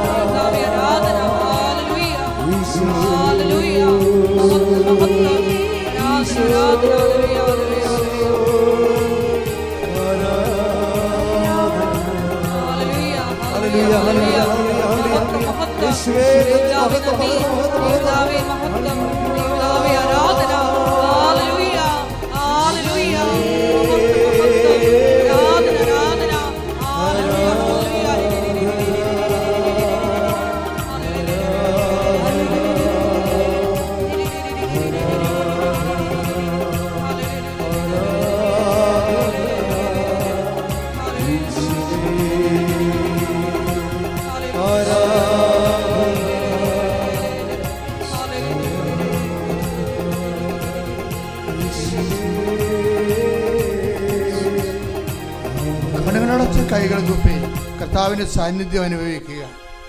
കണ്ണുകളടച്ച് കൈകൾ കൂപ്പി കർത്താവിൻ്റെ സാന്നിധ്യം അനുഭവിക്കുക. കർത്താവ് നിന്നെ സ്പർശിക്കുന്ന സമയമാണ്. നിമിഷം രോഗമുള്ളിടത്തേക്ക് ഓൺലൈനിൽ പ്രാർത്ഥിക്കുന്നവരും ഇവിടെ തീർത്ഥാടനത്തിൽ പ്രാർത്ഥിക്കുന്നവരും നിന്റെ കൈകളെ നിന്റെ രോഗാവസ്ഥയിലേക്ക് സമർപ്പിച്ച് പ്രാർത്ഥിക്കാവുന്ന രോഗാതുരമായ സ്ഥലങ്ങളിലെ കഴുത്തിലായാലും ഹൃദയത്തിലായാലും കരളിലായാലും ഉദരത്തിലായാലും എവിടെയാണ് എൻ്റെ ദൈവവേദന നിനക്ക് വേദനയുള്ളത് അവിടെ കർത്താവ് നിന്നെ സ്പർശിക്കുന്ന സമയമാണ്. അമ്മമാതാവ് കാനായിൽ എന്നതുപോലെ അവർക്ക് വീഞ്ഞില്ല, അവർക്ക് സൗഖ്യമില്ല, അവർക്ക് രോഗമാണെന്ന് പറഞ്ഞ് നിനക്ക് വേണ്ടി മധ്യസ്ഥം വഹിക്കുന്ന ആൾത്താരയിലാണ് നീ, ആൾത്താരുടെ മുമ്പിലാണ് നീ നിൽക്കുന്നത്. ദൈവമാണ് നിന്നെ ഇവിടെ കൊണ്ടുവന്നത്.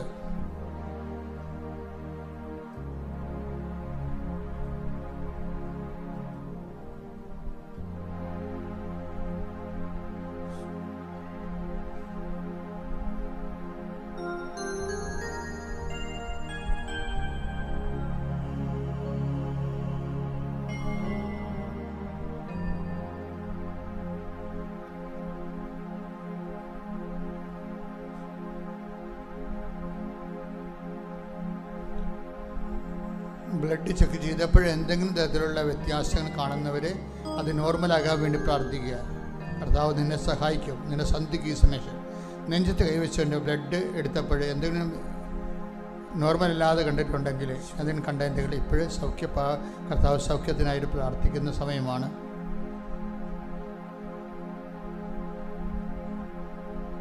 മുടി കൊഴിയുന്നവർ, ചുണ്ടയിൽ ശരീരത്തിലും പാണ്ട് വരുന്നവർ അതെല്ലാം സമർപ്പിച്ച് പ്രാർത്ഥിക്കുന്നു. അലർജി രോഗികളെ സമർപ്പിച്ച് പ്രാർത്ഥിക്കുന്നു. കൈകാലുകൾ നീതി കെട്ടുന്നവർ, ഉറങ്ങി എഴുന്നേൽക്കുമ്പോൾ തന്നെ ഇയർ ബാലൻസ് പോകുന്നവർ, അവിടെ ഇവിടെയും കഷത്തും മുഴയും കുരുവൊക്കെ സിസ്റ്റൊക്കെ രൂപപ്പെട്ട് വരുന്നവർ സമർപ്പിച്ച് പ്രാർത്ഥിക്കുന്നു. അറിയാതെ ബ്ലഡ് പോകുന്നവരും ദിവസങ്ങളോളം ബ്ലീഡിങ് നിൽക്കുന്നവരും അത് പൂർണ്ണമായ സൗഖ്യത്തിനായി പ്രാർത്ഥിക്കുന്നു. വല്ലാത്ത ശരീരവേദന, എപ്പോഴും ഉദരത്തിൽ കുത്തി വേദനയുള്ളവരെ സമർപ്പിച്ച് പ്രാർത്ഥിക്കുന്നു. മക്കളില്ലാത്തവരെ സമർപ്പിച്ച് പ്രാർത്ഥിക്കുന്നു. പഞ്ചേന്ദ്രിയങ്ങൾ, കണ്ണ്, കാത്, മൂക്ക്, ഇതെല്ലാം പലതരത്തിൽ കാഴ്ചക്കുറവുള്ളവർ, കേൾവിക്കുറവുള്ളവർ, മൂക്കിൽ ദശ വളരുന്നവർ സമർപ്പിച്ച് പ്രാർത്ഥിക്കും. കർത്താവ് നിന്നെ സ്പർശിക്കുന്ന സമയമാണിത്. അടിപ്പിണർ പോലെ വൈദ്യാഘാതം ദൈവികമായ ശക്തി പരിശുദ്ധ പ്രത്യക്ഷപ്പെട്ട ദൈവികമായ നിമിഷങ്ങളിൽ സന്നിധാനത്തിൽ നിന്നുകൊണ്ട് അമ്മ നിനക്ക് വേണ്ടി മധ്യസ്ഥിക്കുന്നു. യേശുവിന്റെ നാമത്തിൽ സൗഖ്യപ്പെടുന്നത് ശ്രുതികട്ടെ. ഹല്ലേലൂയ, ഹല്ലേലൂയ, ഹല്ലേലൂയ, ഹല്ലേലൂയ, ഹല്ലേലൂയ. മഹത്വം ദൈവമേ, മഹത്വം ദൈവമേ, ആരാധന. ഹല്ലേലൂയ, ഹല്ലേലൂയ, ഹല്ലേലൂയ, ഹല്ലേലൂയ. മഹത്വം, മഹത്വം, ആരാധന, ആരാധന. ഹല്ലേലൂയ, ഹല്ലേലൂയ, ഹല്ലേലൂയ, ഹല്ലേലൂയ. യേശുവേ, ഹല്ലേലൂയ, ഹല്ലേലൂയ, ഹല്ലേലൂയ, ഹല്ലേലൂയ, ഹല്ലേലൂയ, ഹല്ലേലൂയ, ഹല്ലേലൂയ, ഹല്ലേലൂയ. ആരാധ്യനേ, പരിശുദ്ധനേ, പരമോന്നത. എല്ലാവരും വിശ്വാസത്തോടെ അടയുന്നു തിരുമുൻപിൽ അറിവോടെ നോക്കണമേ. ആരാധ്യനേ, പരിശുദ്ധനേ, പരമോന്നത യേശുവേ, അണയുന്നു തിരുമുൻപിൽ അറിവോടെ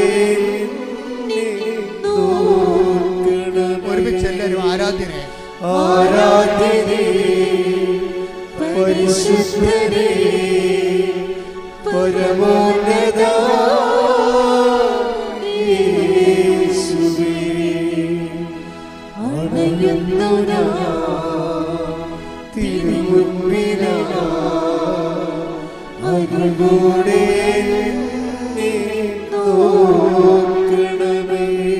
പരിശുദ്ധ പരമദിവ്യകാരുണ്യത്തിന് ആരാധനയും സ്തുതിയും പുകഴ്ചയും ഉണ്ടായിരിക്കട്ടെ. കൈവർത്തിക്കൊണ്ട് പരിശുദ്ധ പരമദിവ്യകാരുണ്യത്തിന് ആരാധനയും സ്തുതിയും പുകഴ്ചയും ഉണ്ടായിരിക്കട്ടെ. പരിശുദ്ധ പരമദിവ്യകാരുണ്യത്തിന് ആരാധനയും സ്തുതിയും പുകഴ്ചയും ഉണ്ടായിരിക്കട്ടെ. ആരാധ്യനേ, പരിശുദ്ധനേ,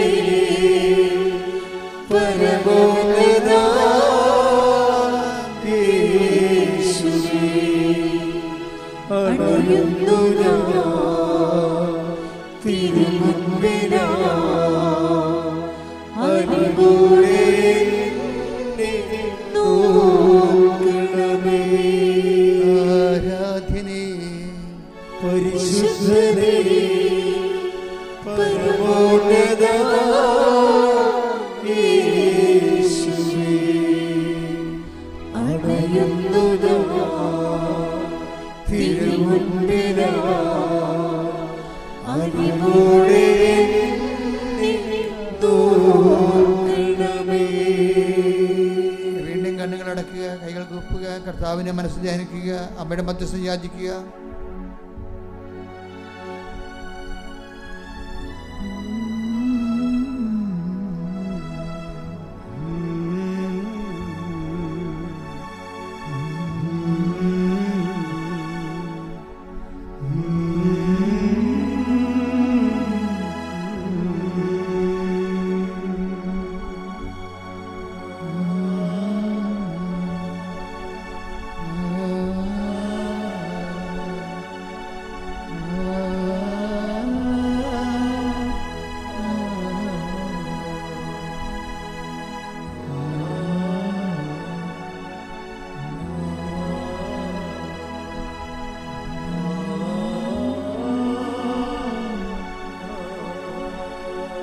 എൻ്റെ പ്രിയപ്പെട്ടവരെ, അമ്മയെപ്പോലെ ഭൗതിക സാഹചര്യങ്ങളിൽ യേശുവിനെ ഇടപെടുത്തി ആരുമില്ല. കാനായിലെ കല്യാണ കുടുംബത്തിലെ അപമാനകരമായൊരവസ്ഥയെ അമ്മ അഭിമുഖീകരിച്ചുകൊണ്ട് ഈശോയെ അതിൽ ശ്രദ്ധ ക്ഷണിച്ചതാണ്. അവർക്ക് വീഞ്ഞില്ല. ആ അമ്മ തന്നെയാണ് ദൈവവേദനെ ഇപ്പോഴും ഇവിടെ അമ്മ പ്രത്യക്ഷപ്പെട്ട സ്ഥലത്ത് നിന്നുകൊണ്ട് ഇപ്പം നിനക്ക് വേണ്ടി മധ്യസ്ഥം വഹിക്കുന്നത്. ആ അമ്മയാണ് ദൈവവേദനെ നിന്നെ ഇങ്ങോട്ട് വിളിച്ചത് നിൻ്റെ കണ്ണീരിൻ്റെ കാലത്ത്. അമ്മേ, അങ്ങയുടെ മക്കളെല്ലാം കണ്ണീരോടെ പ്രാർത്ഥിക്കുന്ന കർത്താവിനെ, ഞങ്ങളുടെ ജീവിത വിഷയങ്ങൾ ജപ്തി നടപടി നേരിടുന്ന മക്കളുണ്ട് ഈശോയെ.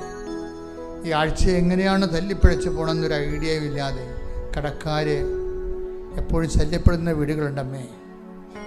അവർക്കെല്ലാം ഈ ആഴ്ചയിൽ സമാധാനം കിട്ടാൻ ഇടയാക്കണമേ. ബാങ്കുകാർ പലപ്പോഴും പലതരത്തിൽ ഭീഷണിപ്പെടുത്തുന്ന വീടുകളുണ്ട്. അവർക്ക് എങ്ങനെയാണ് ഇതിന് രക്ഷപ്പെടുക എന്നൊരു ഐഡിയ ഇല്ല. അമ്മേ, എല്ലാ ആശയങ്ങളും കൊടുത്ത അമ്മ ഇവിടെ നിന്ന് മക്കളെ വിടേണ്ടത്. അവർ കണ്ണീരോടെ ഓടി വന്നിരിക്കുകയാണ്. അമ്മ ഞങ്ങൾക്ക് വേണ്ടി എല്ലാം മധ്യസ്ഥം വഹിക്കുമെന്നുള്ള ഒറ്റ വിശ്വാസത്തിൽ 10,000-ങ്ങൾക്ക് വേണ്ടി ഓരോ ദിവസവും മധ്യസ്ഥം വഹിക്കുന്ന അമ്മേ. കുടുംബം തകർന്ന കുടുംബങ്ങളുണ്ട്. ജീവിത പങ്കാളി വീട്ടിൽ പോയിട്ട് തിരിച്ചു വന്നിട്ടില്ല. കുഞ്ഞുങ്ങളുമായിട്ട് അവിടെ നിൽക്കുകയാണ്. അവളെ കേസ് കൊടുക്കാൻ പോണെന്ന് കേട്ടു.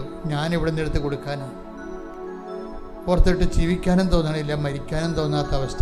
അമ്മേ, ഈ നിമിഷം അതെല്ലാം കാണണമെന്ന് പ്രാർത്ഥിക്കുന്ന ഒരു തുണ്ട് ഭൂമി ഇല്ലാത്തവരുണ്ട്. ഉള്ള ഭൂമി നഷ്ടപ്പെടാൻ പോകുന്നവരുണ്ട്. ഉള്ള ആസ്തിയേക്കാൾ കൂടുതൽ കടമുള്ളവരുണ്ട്. ഇനി വെള്ളപ്പാടും ചുട്ട് മനുഷ്യനൊന്നും അറിയാത്ത സ്ഥലത്ത് പോയി അഭിമാനത്തോടെ ജീവിക്കണം. ഇവിടെ അഭിമാനത്തോടെ ജീവിക്കാൻ പറ്റത്തില്ലെന്ന് കരുതുന്നവരുണ്ട്. അങ്ങനെയുള്ള വല്ലാത്ത വേദനപ്പെട്ടവരാണ് അമ്മേ അമ്മയുടെ മുമ്പിൽ നിൽക്കുന്നത്. ഞാനെല്ലാവർക്കും വേണ്ടി മധ്യസ്ഥം വഹിക്കുന്നു. സ്തുതിക്കട്ടെ. ഹല്ലേലൂയ, ഹല്ലേലൂയ, ഹല്ലേലൂയ. മഹത്വം, മഹത്വം, ആരാധന, ആരാധന, ഹല്ലേലൂയ. പിതാവേ നന്ദി, പിതാവേ മഹത്വം, പിതാവേ ആരാധന, ഹല്ലേലൂയ. പരമോന്നത യേശുവേ, അണിയുന്നതാ തിരുമുൻപിലാ അരിവോടെ നോക്കണമേ. ആരാധ്യനേ, പരിശുദ്ധനേ, പരമോന്നത യേശുവേ, അണയുന്നു തിരുമുൻപിലാ അരിവോടെ നോക്കണമേ. വീണ്ടും അവനുമാകുക. ദൈവസാന്നിധ്യം തളങ്കെട്ട് നിൽക്കേണ്ട സമയമാണ്. എൻ്റെ ദൈവവേദന ഇപ്പോഴ് ഈ ഹോള് മുഴുവനും ദൈവത്തിൻ്റെ കൃപയാൽ നിറഞ്ഞു നിൽക്കുന്നതാണ്. ഇപ്പോൾ നീ ദൈവത്തോട് ചോദിക്കുന്ന എല്ലാ വിഷയത്തിൻ്റെ മേലും ദൈവിക തീരുമാനം ഉണ്ടാകുന്ന സ്വർഗീയ നിമിഷമാണെന്ന് പരിശുദ്ധ അമ്മ ഓർപ്പിക്കുന്നു. ദൈവത്തിലെ ചിലപ്പോൾ ഒരു ചെറിയ കടയാണുള്ളത്, ചിലപ്പോൾ ഒരു ഹോട്ടലാണുള്ളത്, ചിലപ്പോൾ റെസ്റ്റോറൻ്റാണ്. പക്ഷെ കച്ചവടം ഇല്ലാത്തവരുണ്ട്, കടങ്ങൾ പോയവരുണ്ട്,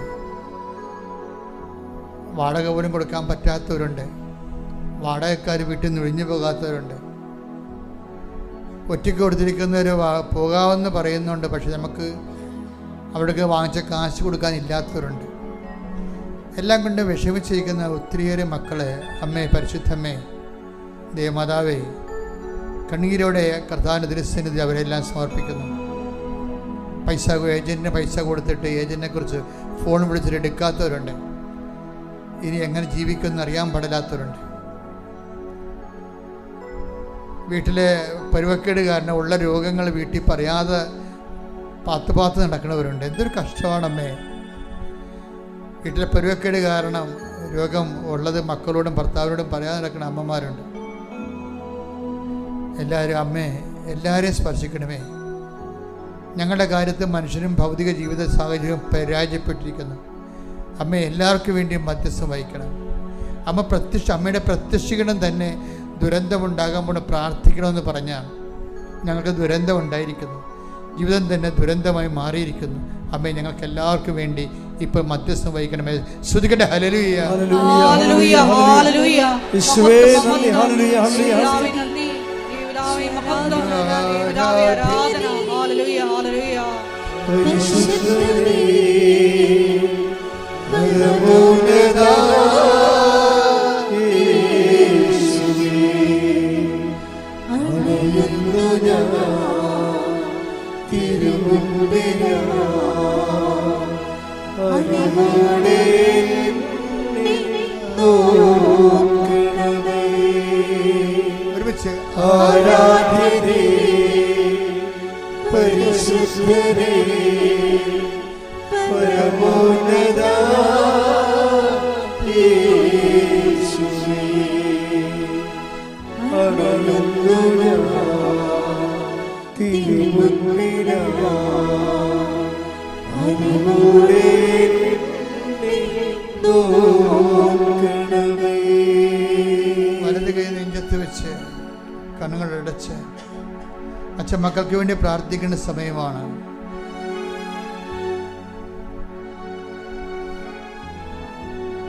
നമ്മെ കുഞ്ഞുങ്ങളെ സംബന്ധിച്ച് പ്രാർത്ഥിക്കുന്നു, അവരുടെ പഠനങ്ങളെ സംബന്ധിച്ച് പ്രാർത്ഥിക്കുന്നു.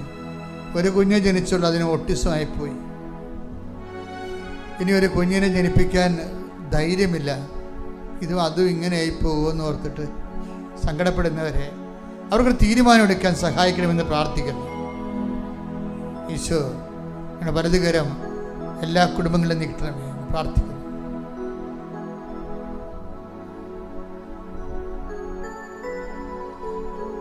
കേസുള്ളവരെ, കേസിൻ്റെ സാക്ഷി വിസ്താരങ്ങളെല്ലാം കഴിഞ്ഞ് ആ കേസിൻ്റെ വിധി പറയാൻ വെച്ചിരിക്കുന്നവർ, അമ്മ തന്നെയായിരിക്കണം ജഡ്ജി. അങ്ങയുടെ മക്കളെ ഇനി കണ്ണീര് കുടിക്കാനുള്ള വിധി ഉണ്ടാകാതിരിക്കാൻ വിധി പറയാൻ വെച്ചിരിക്കുന്ന എല്ലാം, കേസ് നടന്നുകൊണ്ടിരിക്കുന്ന എല്ലാ വ്യവഹാരങ്ങളും പരിശുദ്ധമ്മയുടെ മധ്യസ്ഥതയിൽ ഈശോയെ ഏൽപ്പിക്കുന്ന. വിസ നഷ്ടപ്പെട്ടവരുണ്ട്, വിസ പുതുക്കി കിട്ടാത്തവരുണ്ട്, അനധികൃതമായി താമസിച്ചിട്ട് ഗവൺമെൻറ് ഒഴിഞ്ഞു പോകാൻ പറഞ്ഞിരിക്കുന്നവരുണ്ട്. അവരെവിടെ പോകാനാണ്? അവിടെ കുഞ്ഞുങ്ങളെല്ലാം അവിടെ പഠിക്കുകയാണ്. അവർക്കൊരു ഒരിടവും പരിയോടവും ഇല്ലാതെ അവർ നട്ടം തിരികെയാണ്. അവരെല്ലാം അമ്മ സ്പർശിക്കാൻ പ്രാർത്ഥിക്കുന്നു. വഴിമുട്ടിപ്പോയ മക്കൾ അവരെല്ലാം സ്പർശിക്കണം. ഭാഗോടമ്പടി എല്ലാം കഴിഞ്ഞപ്പോൾ എല്ലാം കൈകാര്യം ചെയ്ത് എല്ലാവർക്കും വേണ്ടി എല്ലാം കൈകാര്യം ചെയ്തപ്പോൾ ഇനിയിപ്പോൾ ജീവിക്കാനായപ്പോൾ മക്കളും ഭാര്യയുമായിട്ട് ജീവിക്കാനായപ്പോൾ ഒന്നുമില്ലാതെ വന്ന അവസ്ഥയിലും ഒരു പണിയും ചെയ്യാത്തവർക്കൊക്കെ അവിടെ ഓഹരിയും കിട്ടി, അവർക്ക് മുടക്കുമില്ല, അവരെ രക്ഷപ്പെട്ടു. ഇനി എൻ്റെ അവകാശവും എൻ്റെ ഓഹരിയും എൻ്റെ കർത്താവാണ്. സ്വരത്തി കൈ ഉയർത്തി പറഞ്ഞേ മക്കളെ, എൻ്റെ അവകാശവും എൻ്റെ അവകാശവും എൻ്റെ ഓഹരിയും എൻ്റെ ഓഹരിയും എൻ്റെ കർത്താവാണ്. എൻ്റെ കർത്താവാണ്. എൻ്റെ അവകാശവും എൻ്റെ അവകാശവും എൻ്റെ ഓഹരിയും എൻ്റെ ഓഹരിയും എൻ്റെ കർത്താവാണ്. എൻ്റെ കർത്താവാണ്. ആരാധ്യനേ പരിശുദ്ധനേ പരമോന്നത യേശുവേ ദൈവസ്നേഹത്തോടെ അണയുന്നു ഞാൻ തിരുമുൻപിലാ അനുമോടെ നോക്കണമേ. ആരാധ്യനേ പരിശുദ്ധനേ പരമോന്നത യേശുവേ അണയുന്നു ഞാൻ തിരുമുൻപിലാ അനുമോടെ നോക്കണമേ. പരിശുദ്ധ പരമദിവ്യകാരുണ്യത്തിന് ആരാധനയും സ്തുതിയും പുകഴ്ചയും ഉണ്ടായിരിക്കട്ടെ. വീണ്ടും കണ്ണുകൾ അടച്ച് കൈകൾ നെഞ്ചത്ത് വെച്ച് മൗനമായി കർത്താവിനെ ഓർത്ത് സമർപ്പിതരാകണം.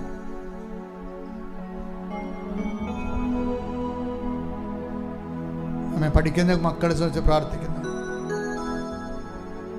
പലരും വലിയ പണമെടുത്ത് മുടക്കിയും കടം വാങ്ങിച്ചൊക്കെ പഠിച്ചിട്ട് അവർക്കിപ്പോൾ ഒന്നും മനസ്സിലാവണില്ല. ഇട്ടച്ചും പോരാൻ തോന്നണില്ല. വീട്ടുകാരുടെ കണ്ണുനീര് ഓർത്തിട്ട് ഇട്ടച്ചും പോരാൻ തോന്നണില്ല. പഠിക്കാൻ പറ്റണമില്ല. അങ്ങനെ വല്ലാത്ത വീർപ്പ് മുട്ടൽ ജാപിക്കുന്നവർ ഈ നിമിഷം കർത്താവിന്റെ നാമത്തിൽ വിടുതൽ പ്രാപിക്കട്ടെ. സ്തുതിക്കട്ടെ. ഹല്ലേലൂയ, ഹല്ലേലൂയ, ഹല്ലേലൂയ, ഹല്ലേലൂയ, ഹല്ലേലൂയ. മഹത്വം, മഹത്വം, ആരാധന, ആരാധന, ഹല്ലേലൂയ. പരിശുദ്ധരേ, പരമോന്നതാ യേശുവേ, അണയുന്നു ഞാൻ തിരുമുൻപിലാ, അനുകൂലേ നോക്കണമേ. പരിശുദ്ധ പരമദിവ്യകാരുണ്യത്തിന് നേരവും ആരാധനയും സ്തുതിയും പുകഴ്ചയും ഉണ്ടായിരിക്കട്ടെ. കൈകൾ നെഞ്ചത്ത് വെച്ച് മൗനമായി പ്രാർത്ഥിച്ചുകൊണ്ടിരിക്കുക. ദൈവത്തിനെ പ്രാർത്ഥിക്കാനാണ് പരിശുദ്ധ അമ്മയുടെ മാധ്യസ്ഥത്തിൽ ഈശോ നിന്റെ മുമ്പിൽ സന്നിധിനായിരിക്കുന്നത്. നീ സ്വന്തമായിട്ടും പ്രാർത്ഥിക്കുക, അച്ഛനോട് ചേർന്നും പ്രാർത്ഥിക്കുക. നിങ്ങൾ ഇന്ന് കാണുന്ന ഈജിപ്തുകാരെ നാളെ നിങ്ങളെ കാണത്തില്ലെന്ന് പറഞ്ഞ ദൈവത്തിൻ്റെ ശക്തി ഇവിടെ മുഴുവൻ നമ്മുടെ പിതാക്കന്മാരെ പകൽ മേഘസ്തംഭവും രാത്രി തീത്തൂണുമായി നയിച്ച ദൈവത്തിൻ്റെ ചൈതന്യം അൾത്താറ് മുഴുവൻ നിറഞ്ഞു നിന്നുകൊണ്ട് നിന്നെ നയിക്കുന്ന ദൈവത്തിൻ്റെ ചൈതന്യം പ്രസരിക്കുന്ന സമയമാണ്. ദൈവവേദരെ, വിവാഹം ഒത്തുവരാത്തവർ, മക്കളില്ലാത്തവർ, വിവാഹം വേർപെടാൻ പോകുന്നവർ, വേർപെട്ട് കഴിഞ്ഞവർ, കേസിലായിരിക്കുന്നവർ, എന്ത് ചെയ്യണമെന്ന് അറിയാൻ പാടില്ലാത്തവർ, ജീവിത പങ്കാളിയെപ്പോലും കിട്ടാതിരിക്കുന്നവർ, വർഷങ്ങളായിട്ട് വിവാഹം നടക്കാത്തവർ, എല്ലാ വർഷങ്ങളായിട്ട് പെര ഉച്ചുകുത്തിപ്പോയവർ, ഉറഞ്ഞു പോയവർ, അവിടെ വീട് വെക്കാൻ പറ്റാത്ത അവസ്ഥ വന്നിരിക്കുന്നവർ, ഇനി എവിടെ പോയി പൊറുക്കുമെന്ന് അറിയാത്തവർ, എല്ലാവരുടെ മേലും ദൈവിക തീരുമാനം ഉണ്ടാകട്ടെ. എല്ലാവരുടെ മേലും ദൈവിക തീരുമാനം ഉണ്ടാകട്ടെ. എല്ലാവരുടെ മേലും ദൈവിക തീരുമാനം ഉണ്ടാകട്ടെ. സ്തുതിക്കട്ടെ. ഹല്ലേലൂയ, ഹല്ലേലൂയ. മഹത്വം, മഹത്വം. കർത്താവേ നന്ദി. പരിശുദ്ധരേ, പരമോന്നതാ യേശുവേ, അണയുന്നു ഞാൻ തിരുമുൻപിലാ, അനുകൂലേ നോക്കണമേ. പരിശുദ്ധ പരമദിവ്യകാരുണ്യത്തിന് നേരവും ആരാധനയും സ്തുതിയും പുകഴ്ചയും ഉണ്ടായിരിക്കട്ടെ. ഓക്കെ, താങ്ക് യു കർത്താവേ, നന്ദി പറയുന്നു. മക്കളെ സന്തോഷമായിട്ടിരിക്കണം. കർത്താവിൻ്റെ വചനങ്ങളിലൂടെ നമ്മളൊക്കെ സഞ്ചരിച്ചു കഴിഞ്ഞ് ഞാൻ നിങ്ങളോട് പറഞ്ഞെന്ന് അവസാനിപ്പിച്ചത്, ഞാൻ ഈ ദിവസം ഇങ്ങനെ വൈദികരുടെ ധ്യാനത്തിൽ പോയായിരുന്നു. വൈകിട്ട് ധ്യാനത്തിൽ പോയപ്പോൾ ഇപ്പം എനിക്കവിടെ കുർബാന അർപ്പിക്കാൻ വേണ്ടി എനിക്ക് ഒരു അവസരം കിട്ടി. അപ്പോൾ ഞാനത് രാവിലെ പ്രാർത്ഥിച്ചു, വെളുപ്പിനെ എഴുന്നേറ്റ് പ്രാർത്ഥിച്ചു. അച്ഛന്മാരോട് അച്ഛന്മാരുടെ ധ്യാനമാണ്, അച്ഛന്മാരോട് എന്താ സംസാരിക്കണമെന്ന് അറിയാൻ പാടില്ല. ഈശോയോട് ചോദിച്ചുകൊണ്ടിരിക്കുകയായിരുന്നു. അപ്പോൾ എന്നോട് പറഞ്ഞത്, ഞാൻ അവരോട് പറഞ്ഞു, നീ ഇപ്പം 40 കൊല്ലം ആകുമ്പോൾ അച്ഛനായിട്ട് പൗരോഹിത ജീവിതത്തിൻ്റെ ഏറ്റവും വലിയ റിസ്ക് എന്ന് പറയണത് നമ്മൾ പുരോഹിതനാണെന്ന് ദൈവത്തെ ബോധ്യപ്പെടുത്തുകയാണ്. നിങ്ങളൊക്കെ പെട്ടെന്ന് ബോധ്യപ്പെടുത്താൻ കഴിയും. ഒന്ന് ചിരിച്ച് കാണിച്ച് കൈവച്ചൊക്കെ പ്രാർത്ഥിക്കുമ്പോൾ നിങ്ങൾ നല്ല അച്ഛനാണെന്ന് പറയുക. നിങ്ങൾ എത്രയോ പേരെ നല്ല അച്ഛനാണെന്ന് പറഞ്ഞിരിക്കുന്നത്. പക്ഷേ ഏറ്റവും വലിയ പ്രോബ്ലം ഉള്ളത് ദൈവത്തെ ഞാൻ പുരോഹിതനാണെന്ന് ബോധ്യപ്പെടുത്താൻ വലിയ പ്രശ്നമാണ്. ഈ റിസ്ക് എല്ലാവർക്കും തന്നെ വരുന്നുണ്ട്. ഞാൻ ക്രിസ്തുവിനെ സ്നേഹിക്കുന്നുവെന്ന്, ക്രിസ്തുവിൽ വിശ്വസിക്കുന്നുവെന്ന് ദൈവത്തെ ബോധ്യപ്പെടുത്താൻ വലിയ പാടാണ്. നിങ്ങൾ ഉടമ്പടിയിലൂടെ ചെയ്യേണ്ടത് ഇതാണ്. ഇതിൻ്റെ റിസ്ക് ഫാക്ടർ നിങ്ങൾ കൺഫ്രണ്ട് ചെയ്യണം. ഇതിൻ്റെ റിസ്ക് ഫാക്ടർ എന്ന് പറയുന്നത് നിങ്ങൾ ഒരു വിശ്വാസിയാണെന്ന് ദൈവത്തെ ബോധ്യപ്പെടുത്തണം. പാടാ, എങ്ങനെ പാടാ? നിങ്ങൾ ഒരു വിശ്വാസിയാകുമ്പോൾ നമ്മൾ നേരത്തെ പറഞ്ഞ പോലെ വിശ്വാസത്തിൽ പല ഘടകങ്ങളുണ്ട്. അതിൽ ഒന്ന് മാത്രമാണ് പ്രാർത്ഥന. രണ്ടാമത്തത് പ്രഖ്യാപനമാണ്. വിശ്വാസ പ്രഖ്യാപനമാണ്. ഞാൻ എല്ലാ ധ്യാനങ്ങളും അത് പറയാറുണ്ട്. വിശ്വാസ പ്രഖ്യാപനത്തിൽ എന്ത് വേണം? ഒരു സമൂഹം വേണം. എന്താ കാര്യം? അത് 10:32 എല്ലാവർക്കും നമുക്കറിയാം. ഇപ്പോൾ കഴിഞ്ഞ ദിവസങ്ങളിൽ ഇയാളില്ലേ നമ്മൾ പറഞ്ഞ കക്ഷി ആകാശിൻ്റെ ഹീറോ. അപ്പോൾ ആകാശ് എന്നോട് അമ്മ പറഞ്ഞത് എന്താണ്? അവൻ്റെ അമ്മ പറഞ്ഞത്, എൻ്റെ മകനെ നീ ഇങ്ങനെ ഈ മുഴയും വെച്ച് ചെത്തിക്കറി കിടന്നു കഴിഞ്ഞാൽ എനിക്ക് സഹിക്കാൻ പറ്റത്തില്ല. അതുകൊണ്ട് ഇത് വേറെ വല്ല മാർഗം അന്വേഷിക്കണം. ഈ അമ്മയെടുത്ത് മാർഗമുണ്ട്, നീ പോയി ഉടമ്പടി എടുത്തിട്ട് ഉടമ്പടി തൈലം തേക്കാൻ പറഞ്ഞു. ഇപ്പോൾ കുറേ നാളായിട്ടുള്ള വേദനയും മുഴയൊക്കെ ഇത് എന്ത് മുഴയാണെന്ന് ദൈവത്തിന് അറിയാമെന്ന് പറഞ്ഞ് നടക്കുന്ന ഒരു അവസ്ഥയാണ്. മാനസിക സംഘർഷമുള്ള സമയമാണ്. പക്ഷേ ഇവൻ 2-3 ദിവസം ഇങ്ങനെ ഉടമ്പടി തൈലം തേച്ച്, ഈ ഉടമ്പടി തൈലം തേക്കും എപ്പോഴും നമ്മൾ വിശ്വാസ പ്രമാണം ചെല്ലാം മക്കളെ. അതാണ് പ്രഖ്യാപനം എന്ന് പറയണത്. പ്രാർത്ഥനയല്ലത്, പ്രഖ്യാപനം. വിശ്വാസ പ്രമാണം എന്ന് പറഞ്ഞാൽ പ്രാർത്ഥനയല്ല കേട്ടോ. നിങ്ങൾ വിശ്വാസ പ്രമാണം പ്രാർത്ഥന പോലെ ചെല്ലരുത്, അത് പ്രഖ്യാപനമാണ്. ഇപ്പം നമ്മുടെ ഉടമ്പടി തൈലം ഉപ്പൊക്കെ നമ്മൾ തേക്കുമ്പോൾ ഉടമ്പടിയിലുള്ള ഗുണമെന്ന് വെച്ചാൽ കുറേ പ്രയോഗങ്ങളുണ്ട്. ഈ വിശ്വാസം, പ്രാർത്ഥന, അതുപോലെ വിശ്വാസം, പ്രാർത്ഥന, വിശ്വാസം, പ്രഖ്യാപനം, വിശ്വാസം, പ്രയോഗം. ഇപ്പം നമ്മൾ ഉടമ്പടി തൈലം തേക്കുമ്പോൾ സംഭവിക്കണമെന്ന് വെച്ച് കഴിഞ്ഞാൽ അത് പ്രയോഗമാണ് വിശ്വാസത്തിൻ്റെ. ആ പ്രയോഗത്തെ സാധൂകരിക്കുന്നത് പ്രഖ്യാപനമാണ്. നമ്മൾ തൈലമല്ലല്ല നമ്മളെ സുഖപ്പെടുത്തുന്നത്. ആരാണ്? യേശുവിൻ്റെ നാമമാണ് സുഖപ്പെടുത്തുന്നത്. അതാണ് അതിൻ്റെ വിഷയം. ആ പ്രയോഗത്തിലുള്ളത് എന്താണ്? യേശുവിൻ്റെ നാമത്തിലാണ് നമ്മൾ വിശ്വസിക്കുന്നത്. അപ്പോൾ അതെപ്പോഴും മനസ്സിലുണ്ട്. അല്ല തൈലം എടുത്തിട്ട് വെളിച്ചെണ്ണ തേക്കുമ്പോൾ നമ്മൾ ഒരു വിശ്വാസപ്രമാണം ചെല്ലുമോ തല കുളിക്കാൻ നേരത്ത്? ഇല്ല. അതുപോലെ അതുകൊണ്ടാണ് ഈ ഉടമ്പ് എടുക്കാത്ത ആൾക്കാർക്ക് നിങ്ങൾ എണ്ണ കൊടുത്തു വിടരുതെന്ന് പറയേണ്ട കാര്യം അതാണ്. ഉടമ്പടി തൈലം ഒരിക്കലും ഉടമ്പടി എടുക്കാത്തവർക്ക് കൊടുത്തു വിടരുത്. നിങ്ങൾക്ക് വേണമെങ്കിൽ പോയിട്ട് ഉടമ്പടി തൈലം തേച്ച് കൊടുക്കുക. അപ്പോൾ ആ തേക്കുമ്പോൾ വിശ്വാസപ്രമാണം ചെല്ലിയിരിക്കണം. അത് കാര്യത്തിൽ ആക്ടിവേറ്റ് ചെയ്യണമെങ്കിൽ വിശ്വാസപ്രമാണം വേണം. കാരണം വിശ്വാസ പ്രഖ്യാപനമാണത്. യാക്കോബിൻ്റെ ലേഖനം 5-ാം അധ്യായം 14-ാം വാക്യം.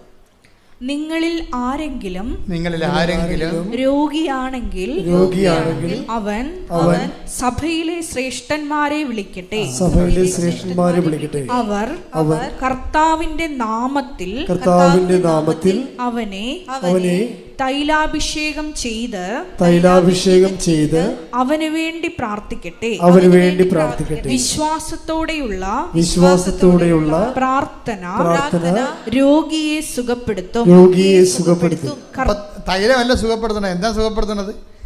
വിശ്വാസത്തോടെ. എന്ത്? പക്ഷേ കർത്താവിൻ്റെ നാമത്തിൽ പ്രാർത്ഥിക്കണം. ഇപ്പം വിശ്വാസം ആരിലാണ്? കർത്താവിൻ്റെ നാമത്തിലാണ് വിശ്വസിക്കുന്നത്. അതുകൊണ്ടാണ് തൈലം അതിന് മീഡിയമായിട്ട് പ്രവർത്തിക്കുന്നത്.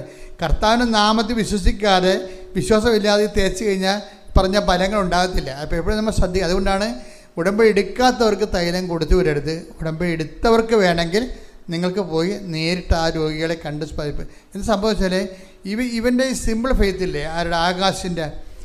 ആകാശ് 3 ദിവസം അത് പെട്ടിയുള്ളൂ. പിന്നെ ആകാശ് പറയണത്, ഞാനിത് എഴുന്നേൽക്കുമ്പോൾ തന്നെ തപ്പി നോക്കണം എല്ലാ ദിവസവും. ഈ മുഴ ഉണ്ടായ കാലം പോലെ ഞാൻ ചെയ്യണ പരിപാടിയാണ്. രാവിലെ എഴുന്നേൽക്കുമ്പോൾ തപ്പി നോക്കും. കാര്യം അത് വേദനിക്കണ കാരണം. ഇപ്പം എന്നാ പറ്റണത്? അത് കാണാനില്ലെന്ന്. ഇപ്പം പറയണേ, ഇത് എന്താ സംഭവിക്കണമെന്ന് അറിയാൻ പാടില്ല എൻ്റെ ജീവിതത്തിലെന്ന്. എൻ്റെ ജീവിതത്തിൽ എന്താ സംഭവിക്കണം വെച്ചാൽ അവരിതെല്ലാം ആദ്യമായിട്ട് എക്സ്പീരിയൻസ് അല്ലേ. ഇതിങ്ങനെ കാണാനില്ല. എത്രയോ മാസമായിട്ടാവാൻ കഴിഞ്ഞുള്ള അവൻ സാക്ഷ്യം പറയണം. ഇപ്പോഴും അത് കാണാനില്ല, തീർന്നു. അമ്മ അത് ഏറ്റെടുത്ത് കഴിഞ്ഞ്. അതുകൊണ്ടാണ് ഉടമ്പടി തൈലമൊക്കെ ഉപയോഗിക്കുമ്പോൾ എപ്പോഴും നമ്മളത് പ്രയോഗമാണ്, വിശ്വാസത്തിൻ്റെ പ്രയോഗമാണ്. പക്ഷേ പ്രയോഗത്തിനൊരു ഗുണമുണ്ട്. പ്രയോഗം സാധൂകരിക്കണമെങ്കിൽ പ്രഖ്യാപനം ഉണ്ടാകണം. യാക്കോബ് 5:14. നിങ്ങളിൽ ആരെങ്കിലും രോഗിയാണെങ്കിൽ അവൻ സഭയിലെ ശ്രേഷ്ഠന്മാരെ വിളിക്കട്ടെ. അവർ കർത്താവിന്റെ നാമത്തിൽ അവനെ തൈലാഭിഷേകം ചെയ്ത് അവന് വേണ്ടി പ്രാർത്ഥിക്കട്ടെ. ആരുടെ നാമത്തിലാണ് പ്രാർത്ഥിക്കേണ്ടത്? കർത്താവിന്റെ നാമത്തിൽ. അടുത്ത വചനം എന്താണ്? വിശ്വാസത്തോടെയുള്ള പ്രാർത്ഥന രോഗിയെ സുഖപ്പെടുത്തും. അപ്പൊ ആരിലാണ് വിശ്വസിക്കണത്? കർത്താവിന്റെ നാമത്തിലാണ് വിശ്വസിക്കുന്നത്. ഇതാണ് പ്രഖ്യാപനം എന്ന് പറയണത്. ഉടമ്പടി കേൾക്കുമ്പോൾ തൈലം തന്നെ കേൾക്കുമ്പോൾ തന്നെ എടുത്ത് വിടണമല്ല.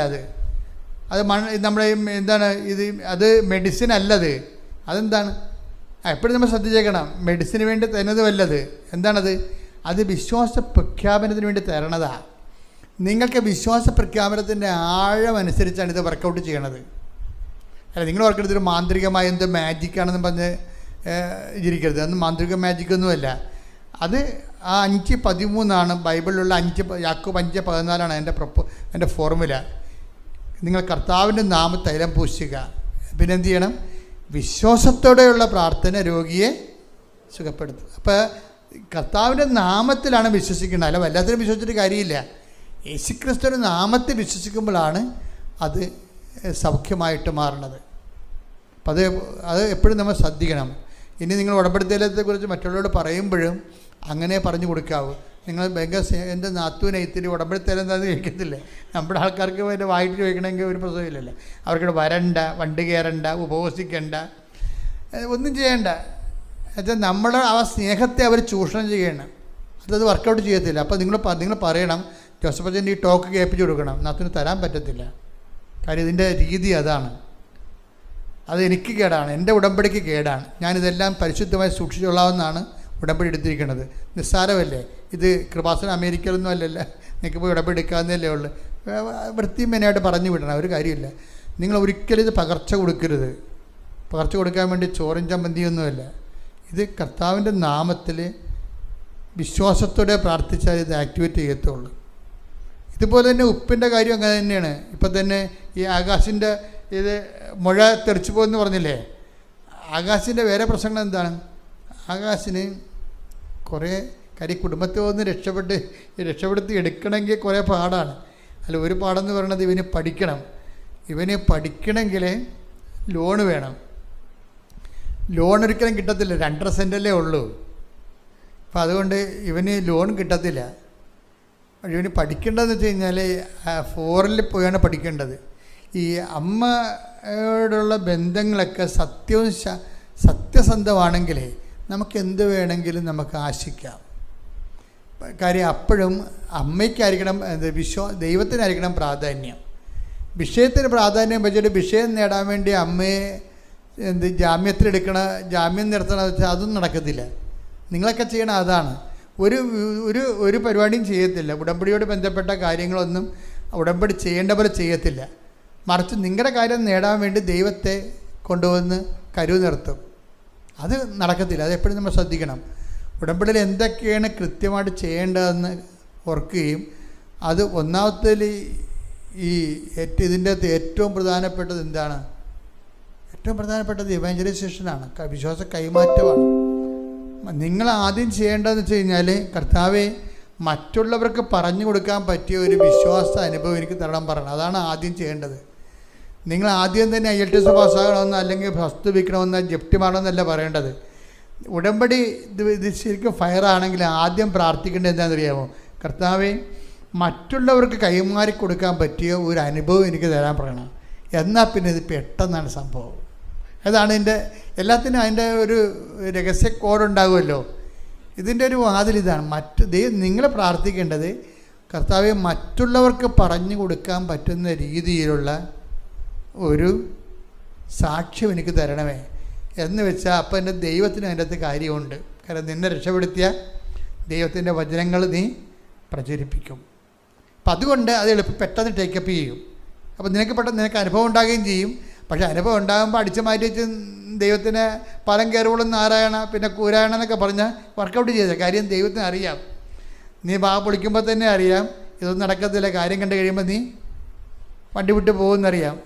അത് നേരത്തെ നിങ്ങൾ ഈ മനുഷ്യന്മാരും ഇടപെടണ പോലെ ഒരിക്കലും ദൈവത്തിൽ ഇടപെടരുത്. ഇടപെട്ട് കഴിഞ്ഞാൽ കൂടുതൽ പാപികളായി മാറുകയുള്ളൂ. മനുഷ്യന്മാരോട് നിങ്ങൾ ഇടപെടുകയല്ലേ, എല്ലാം കയറി യേസ് പറയും. നിങ്ങൾക്ക് തന്നെ അറിയാൻ നടക്കത്തില്ലെന്ന്. അതുപോലെ ദൈവത്തോട് ചുമ്മാ ഒരു ഭംഗിക്കൊരു യേസ് പറയരുത്. യേസ് പറഞ്ഞാൽ ആ ഒരു കാര്യം കൊണ്ട് തന്നെ നിങ്ങൾ കൂടുതൽ പാപികളായി മാറും. അപ്പോൾ ചെയ്യാൻ പറ്റാത്ത ഒരു കാര്യവും ദൈവത്തോട് പറയരുത്. ചെയ്യാൻ പറ്റാത്ത ഒരു കാര്യവും പറയരുത്. കാര്യം നിങ്ങൾ ചെയ്യത്തില്ലെന്നും നിങ്ങൾ മനുഷ്യന്മാർക്ക് അറിയത്തില്ല. അവരോട് പറഞ്ഞിട്ട് ഇപ്പം നിങ്ങൾ പറയല്ലേ ഒരു 2000 രൂപ എടുക്കാനുണ്ടാ, ഞാൻ അങ്ങോട്ട് പോയി ഇങ്ങോട്ട് വരുമ്പോൾ തരാമെന്ന് പറയും. നിങ്ങൾക്കറിയാം നിങ്ങൾ കൊടുക്കത്തില്ലെന്നും. മനസ്സിലായില്ലേ? നിങ്ങൾ ആൾക്കാരുടെ കടം പിടിക്കണേ എങ്ങനെയാണ്? നിങ്ങൾ 1000 രൂപ എടുക്കാനുണ്ടാ, ഞാൻ നാളെ അവിടെ പോയിട്ട് ഇങ്ങോട്ട് വരുമ്പോൾ തരാമെന്ന് പറയും. നിങ്ങൾക്കറിയാം നിങ്ങളത് കൊടുക്കത്തില്ലെന്ന്. ഇതുപോലൊരു ഡയലോഗ് ദൈവത്തിനടുത്ത് പറ്റത്തില്ല. നീ പൊളിക്കുമ്പോൾ തന്നെ അറിയാം നീ ഫ്രോഡാണെന്നറിയാം. വെറുതെ എന്തിനാണ് ദൈവത്തോട് പ്രാർത്ഥിച്ച് പണി മേടിക്കുന്നത്? പലരുടെയും പ്രശ്നം വെച്ചാൽ ഈ മനുഷ്യന്മാരുടെ ഇടപെടണ പോലെ ദൈവത്തോട് ഇടപെട്ടേക്കും, പ്രാർത്ഥിച്ച് പണി മേടിക്കും, പ്രാർത്ഥിച്ച് പാപികളാവും. വല്ല കാര്യമുണ്ടോ? അപ്പം ചെയ്യാൻ പറ്റുന്ന കാര്യങ്ങൾ മാത്രമേ ദൈവത്തോട് പറയാവൂ. അത് സമയബന്ധിതമായിട്ട് ചെയ്യണം. സമയത്തിനാണ് പ്രാധാന്യം. വല്ലപ്പോഴും ചെയ്തോളൂ. ഞാൻ ചെയ്താവുന്നേ പറഞ്ഞിട്ടുള്ളൂ, എപ്പം ചെയ്യാമെന്ന് പറഞ്ഞിട്ടുള്ളതെന്ന് പറഞ്ഞ് തരികട കാണിക്കരുത്. നിങ്ങൾ പറയാം ദൈവത്തോട്, ഞാൻ ചെയ്യാവുന്നേ പറഞ്ഞിട്ടുള്ളൂ, എപ്പം ചെയ്യാമെന്ന് പറഞ്ഞിട്ടുള്ളൂ. നീ എന്ത് വക്കീലാണ് ദൈവത്തോട് ഇടപെടാൻ? അതൊന്നും ചെയ്യരുത്. സമയബന്ധിതമായിട്ട് ചെയ്തു മാറ്റണം. പ്രാർത്ഥിക്കുക. കർത്താവ് ദൈവമേ, കർത്താവായ ദൈവമേ, അങ്ങയോട് സത്യസന്ധമായി ഇടപെടാൻ, അങ്ങയോട് സത്യസന്ധമായി ഇടപെടുവാൻ, പരമാർത്ഥതയുള്ള ആധ്യാത്മിക ജീവിതത്താൽ, പരമാർത്ഥതയുള്ള ആധ്യാത്മിക ജീവിതത്താൽ എന്നെ പ്രത്യേകം അഭിഷേകം ചെയ്യണമേ. അഭിഷേകം ചെയ്യണമേ. അതാ പരമാർത്ഥത ഒരു പ്രധാനപ്പെട്ട കാര്യമാണ്. ദൈവമായിട്ട് ഇടപെടൽ ഒന്നാം ദൈവത്തിന് അറിയാവുന്നതാണ് ഈ പ്രശ്നം. എല്ലാ കാര്യങ്ങളെക്കുറിച്ചും അറിയാവുന്ന കാരണം നിങ്ങൾ എന്ത് നുണ പറഞ്ഞാലും ആ പറയണത് കൊണ്ട് തന്നെ ആ പ്രാർത്ഥന പഴുത്തു പോവുകയുള്ളൂ. വല്ല കാര്യമുണ്ടാകും. ആ വിഡ്ഢികളും വിവരമില്ലാത്തവരുമാണ് ഇങ്ങനെ പ്രാർത്ഥിക്കത്തുള്ളൂ. ചെയ്യാൻ പറ്റാത്ത കാര്യങ്ങളൊക്കെ ദൈവത്തോട് പറയും. ചില നേർച്ച പോലും എന്തൊരു നേർച്ചയായിരിക്കും. അപ്പോൾ അതുകൊണ്ട് അങ്ങനെ ഒന്ന് ഈ ഉടമ്പടി എന്ന് വെച്ചാൽ ഒരു റിലേഷനാണ്. ബയലാറ്ററൽ എഗ്രിമെൻ്റ് എന്ന് ഞാൻ എപ്പോഴും പറയത്തില്ലേ. ഉഭയ കക്ഷിയാണ്. നീ ഒരു കക്ഷി, ദൈവം ഒരു കക്ഷി. നിങ്ങൾ തമ്മിലുള്ള കൊടുക്ക വാങ്ങലുകളാണ് ഇതിൻ്റെ അകത്തുള്ളത് മുഴുവനും. അപ്പം അത് സത്യസന്ധമായിരിക്കണം. ഇത് വലിയ സംഭവമാണ്. അതിപ്പോൾ തന്നെ ഈ ആകാശിനോട് പറയവേ, ആകാശ് അമ്മയോട് പറയവേ, എന്നെ ഒന്ന് കരകയറ്റി വിട്ടാലേ കുടുംബം രക്ഷപ്പെടാൻ പറ്റത്തുള്ളൂ എന്ന് പറയും. അതാണ് സത്യസന്ധമായ പ്രാർത്ഥന. എന്നെ ഒന്ന് പക്ഷേ ഞാനിങ്ങനെ കര കയറണമെങ്കിൽ എനിക്ക് ലോണ് പോലും കിട്ടത്തില്ല എന്ന് പറയും. അപ്പോൾ അമ്മ എന്ത് ചെയ്യുന്നു വെച്ച് കഴിഞ്ഞാൽ നിയമങ്ങളുടനെ പറ്റിയ ആഴ്ച നിയമങ്ങൾ മാറ്റും.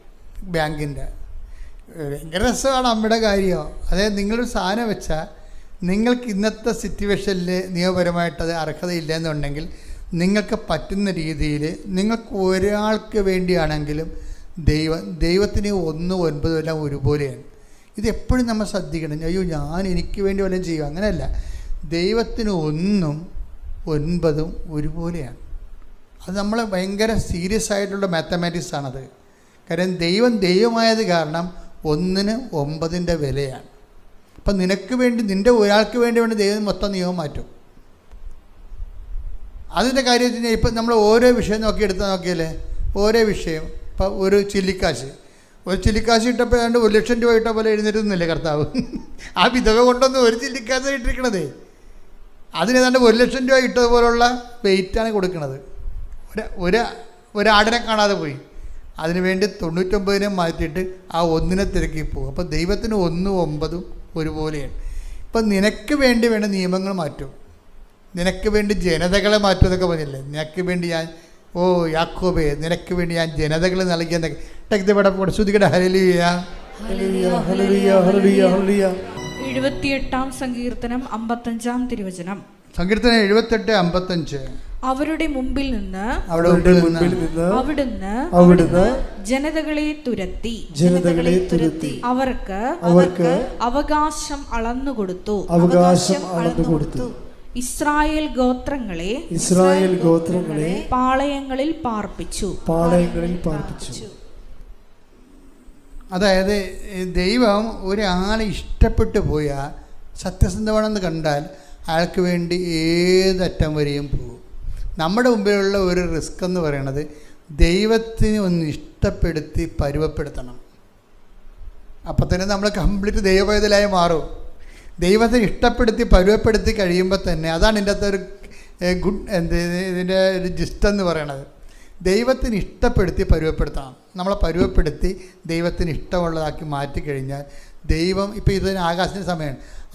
പെട്ടെന്നൊരു നിയമം ബാങ്കിൽ വന്നു. എന്താണ്? നിങ്ങൾക്ക് ഗ്ലോബലായിട്ട് റീച്ചുള്ള 100 യൂണിവേഴ്സിറ്റികളുണ്ട്. 1ാം സ്ഥാനത്ത് നിൽക്കണം. ഗ്ലോബൽ 1ാം സ്ഥാനത്ത് നിൽക്കുന്ന ഈ 100 യൂണിവേഴ്സിറ്റികളിൽ ഏതെങ്കിലും ഒന്നിൽ നിങ്ങൾക്ക് അഡ്മിഷൻ കിട്ടിക്കഴിഞ്ഞാൽ നിങ്ങൾ 50 ലക്ഷം രൂപ ലോൺ തരാമെന്ന് ഒരു പുതിയ നിയമം വരും. S B ഐയിലുണ്ട്. SBI നിയമം മാറ്റിയതാണത്. അപ്പോൾ ആകാശം പറയും, അമ്മേ ഞാൻ ഈ ലോകത്തിൽ 1ാം സ്ഥാനത്ത് നിൽക്കുന്ന യൂണിവേഴ്സിറ്റിയിൽ എങ്ങനെയാണ് ഞാൻ പോയി എഴുതണത്? എൻ്റെ ഒരു സിറ്റുവേഷനൊക്കെ അമ്മയ്ക്കറിയാമല്ല എന്ന് പറയും. എന്നാലും പറയും, അമ്മ പറയും നീ എഴുത്, നീ ആയിരിക്കത്ത്. അമ്മയുടെ ഒരു രീതി എന്ന് പറയണത് വേണമെങ്കിൽ അത് ഡിക്റ്റേറ്റ് ചെയ്ത് കൊടുക്കും. അതാണ് രസം. ഭയങ്കര വേറെ ഒരു സാക്ഷിയുണ്ട്. അതായത് നിങ്ങൾ ഓർക്ക് ഇതൊക്കെ എന്ത് അന്ധവിശ്വാസമല്ല. ആത്മീയതയെന്ന് പറയണത് ഭൗതികത അല്ലല്ല. നിങ്ങൾക്ക് ഭൗതികതയാണ് യുക്തി എന്ന് പറയണത്. ഇവിടെ നമ്മൾ പറയുന്ന യുക്തിയിലല്ല ഇത് വർക്ക് ചെയ്യണം, ദൈവത്തിൻ്റെ ശക്തിയിലാണ്. മനസ്സിലായില്ലേ? അത് ഫോർമാറ്റ് ചേഞ്ചാണിത്. ഫോർമാറ്റ് ഇത് നമ്മുടെ യുക്തിയിലല്ല വർക്ക് ചെയ്യണത്, ദൈവത്തിൻ്റെ ശക്തിയിലാണ് വർക്ക് ചെയ്യണത്. അപ്പം അതുകൊണ്ട് തന്നെ ഇവൻ ആ പരീക്ഷ എഴുതിയിട്ട് ആ പരീക്ഷയിൽ കട്ട് ഓഫിൻ്റെ മുകളിൽ കയറിയവൻ, ഇവന് ഇൻ്റർനാഷണൽ ലെവലിലെ യൂണിവേഴ്സിറ്റിയിൽ ഇവന് അഡ്മിഷൻ കിട്ടി ആസ്ട്രേലിയയിൽ. അപ്പോൾ എന്ത് പറ്റി? ബാങ്കിൽ നിന്ന് 50 ലക്ഷം രൂപ ലോൺ നോക്കി 2.5 സെൻറ്റേ ഉള്ളു, നിവർത്തിയില്ലാതെ എന്തെല്ലാം സങ്കടപ്പെടുന്ന ആളാണ്. ലൈഫ് ഇങ്ങനെ ചേഞ്ച് ചെയ്യണ കണ്ട, ലൈഫ് ഇങ്ങനെ ചേഞ്ച് ചെയ്യണത് ബന്ധത്തിൻ്റെ പേരിലാണ്. നിങ്ങൾ ഈ ഉടമ്പടി എന്ന് പറഞ്ഞൊരു ബന്ധമാണ്. ആ ബന്ധം സത്യസന്ധമാണ് ദൈവത്തിന് തോന്നിയാൽ ദൈവം എന്തും ചെയ്ത് കളയും. നമ്മുടെ മുമ്പിലുള്ള നിസ്സാര കാര്യമാണേ. ദൈവത്തിന് ഞാൻ ഉടമ്പടി സത്യസന്ധയാണെന്ന് ദൈവത്തിൽ നിന്ന് തോന്നിയാൽ മതി. നിങ്ങളിങ്ങനെ 10-12 പത്രം കിട്ടും, ഇത് ആർക്ക് കൊടുക്കും, ഓരോരും പറയുക, ഓട്ടോ കർഷകരും തെറി പറയുക, തള്ളക്ക് വിളിക്കുക, അയ്യോ മഴയാണല്ല, മഴ തീരട്ടെന്നൊക്കെ പറഞ്ഞുകൊണ്ട് നനഞ്ഞ് പിടഞ്ഞ് വീട്ടിൽ ഇരിക്കും. അങ്ങനെയൊക്കെ ഈ ഉഴപ്പിയാണ് നിങ്ങൾ ഉടമ്പടി കുളമാക്കി കളഞ്ഞത്. അങ്ങനെയല്ല, ഇതെന്ന് ദൈവ പൈതലിൻ്റെ ഒരു വാർഫുട്ട് ആക്ഷനാണ്. യുദ്ധകാലാടിസ്ഥാനത്തിലെ യുദ്ധത്തിൻ്റെ സമയത്ത് മഴ വല്ലതും നോക്കുക. യുദ്ധമെന്ന് പറയുമ്പോൾ അത് ഉടമ്പടി ഒരു വാർഫുട്ട് ആക്ഷനിൽ എടുക്കണം. ഇത് ഒന്നും നിങ്ങളെ തടസ്സയരുത്, ഒന്നും നിങ്ങൾ തടയരുത്. വീട്ടിൽ ബന്ധുക്കൾ വന്ന് മകളെ വന്ന് പ്രസവിച്ചിട്ട് പോട്ടെ, മകളെ പ്രസവിക്കാൻ അവൾക്ക് ഒരു മാസമേ ഉള്ളൂ, അമ്മ എന്താ തിരികെത്തിക്കാത്തത്? അതെ, അവളെ പ്രസവിച്ച് അവളെ 90 കഴിഞ്ഞ് അവൾ പോട്ടെ, എന്നിട്ട് ഞാൻ തിരികെത്തിക്കാന്നൊക്കെ പറഞ്ഞാൽ ഒന്നും നിങ്ങൾക്ക് തടസ്സമാകരുത്. അതൊക്കെ എല്ലാം ഉടായ്പാണ്. മകളെ പ്രസവിച്ചോളൂ, അമ്മയിലല്ല പ്രസവിക്കണം, മകളല്ലേ, നമ്മളൊന്നും ശ്രദ്ധിക്കണമെന്നല്ലേ ഉള്ളൂ. അപ്പം ഇങ്ങനെയുള്ള ഉടായ്പകളൊക്കെ പറഞ്ഞ് ദൈവത്തിന് പണി കൊടുക്കരുത്. അതാണ് ഉടമ്പടി ഉഴപ്പണേൻ്റെ കാര്യം. ഒന്നാമത്തെ വിവരമില്ലായ്മയാണ് ഇതിനൊക്കെ വരുന്നത്, ബുദ്ധിബോധം ഇല്ലല്ല. അപ്പം അങ്ങനെ ബുദ്ധിബോധം ഇതിനൊരു പ്രത്യേക ബുദ്ധി വേണം. മനുഷ്യന്മാരുടെയൊക്കെ ഉള്ള ബുദ്ധി പോരാ. സത്യസന്ധതയാണ് ഇതിൻ്റെ ബുദ്ധി എന്ന് പറയണത്. ആത്മാർത്ഥയും സത്യസന്ധതയുമാണ് ഇതിൻ്റെ ബുദ്ധി എന്ന് പറയണത്. അപ്പം അത് സത്യസന്ധമാണെന്നുണ്ടെങ്കിൽ കണ്ടത് നോക്കി, ഇവനൊക്കെ അവൻ ഒരു ആഴ്ച കൊണ്ട് ലൈഫ് ചേഞ്ച് ചെയ്യാനുണ്ടല്ല, 50 ലക്ഷം രൂപ അവന് അനുവദിച്ച്. ഇപ്പം അവൻ വിസ പ്രോസസ്സിലാണ്. അപ്പം എന്താ വിഷയം എന്ന് പറയണത്, ഓരോ ഈ ആകാശമാണെങ്കിൽ തന്നെയും ഓരോരുത്തരും പോയി അവൻ്റെ അനുഭവങ്ങൾ പറഞ്ഞു കൊടുത്തിട്ടാണ് പത്രം കൊടുക്കുന്നത്.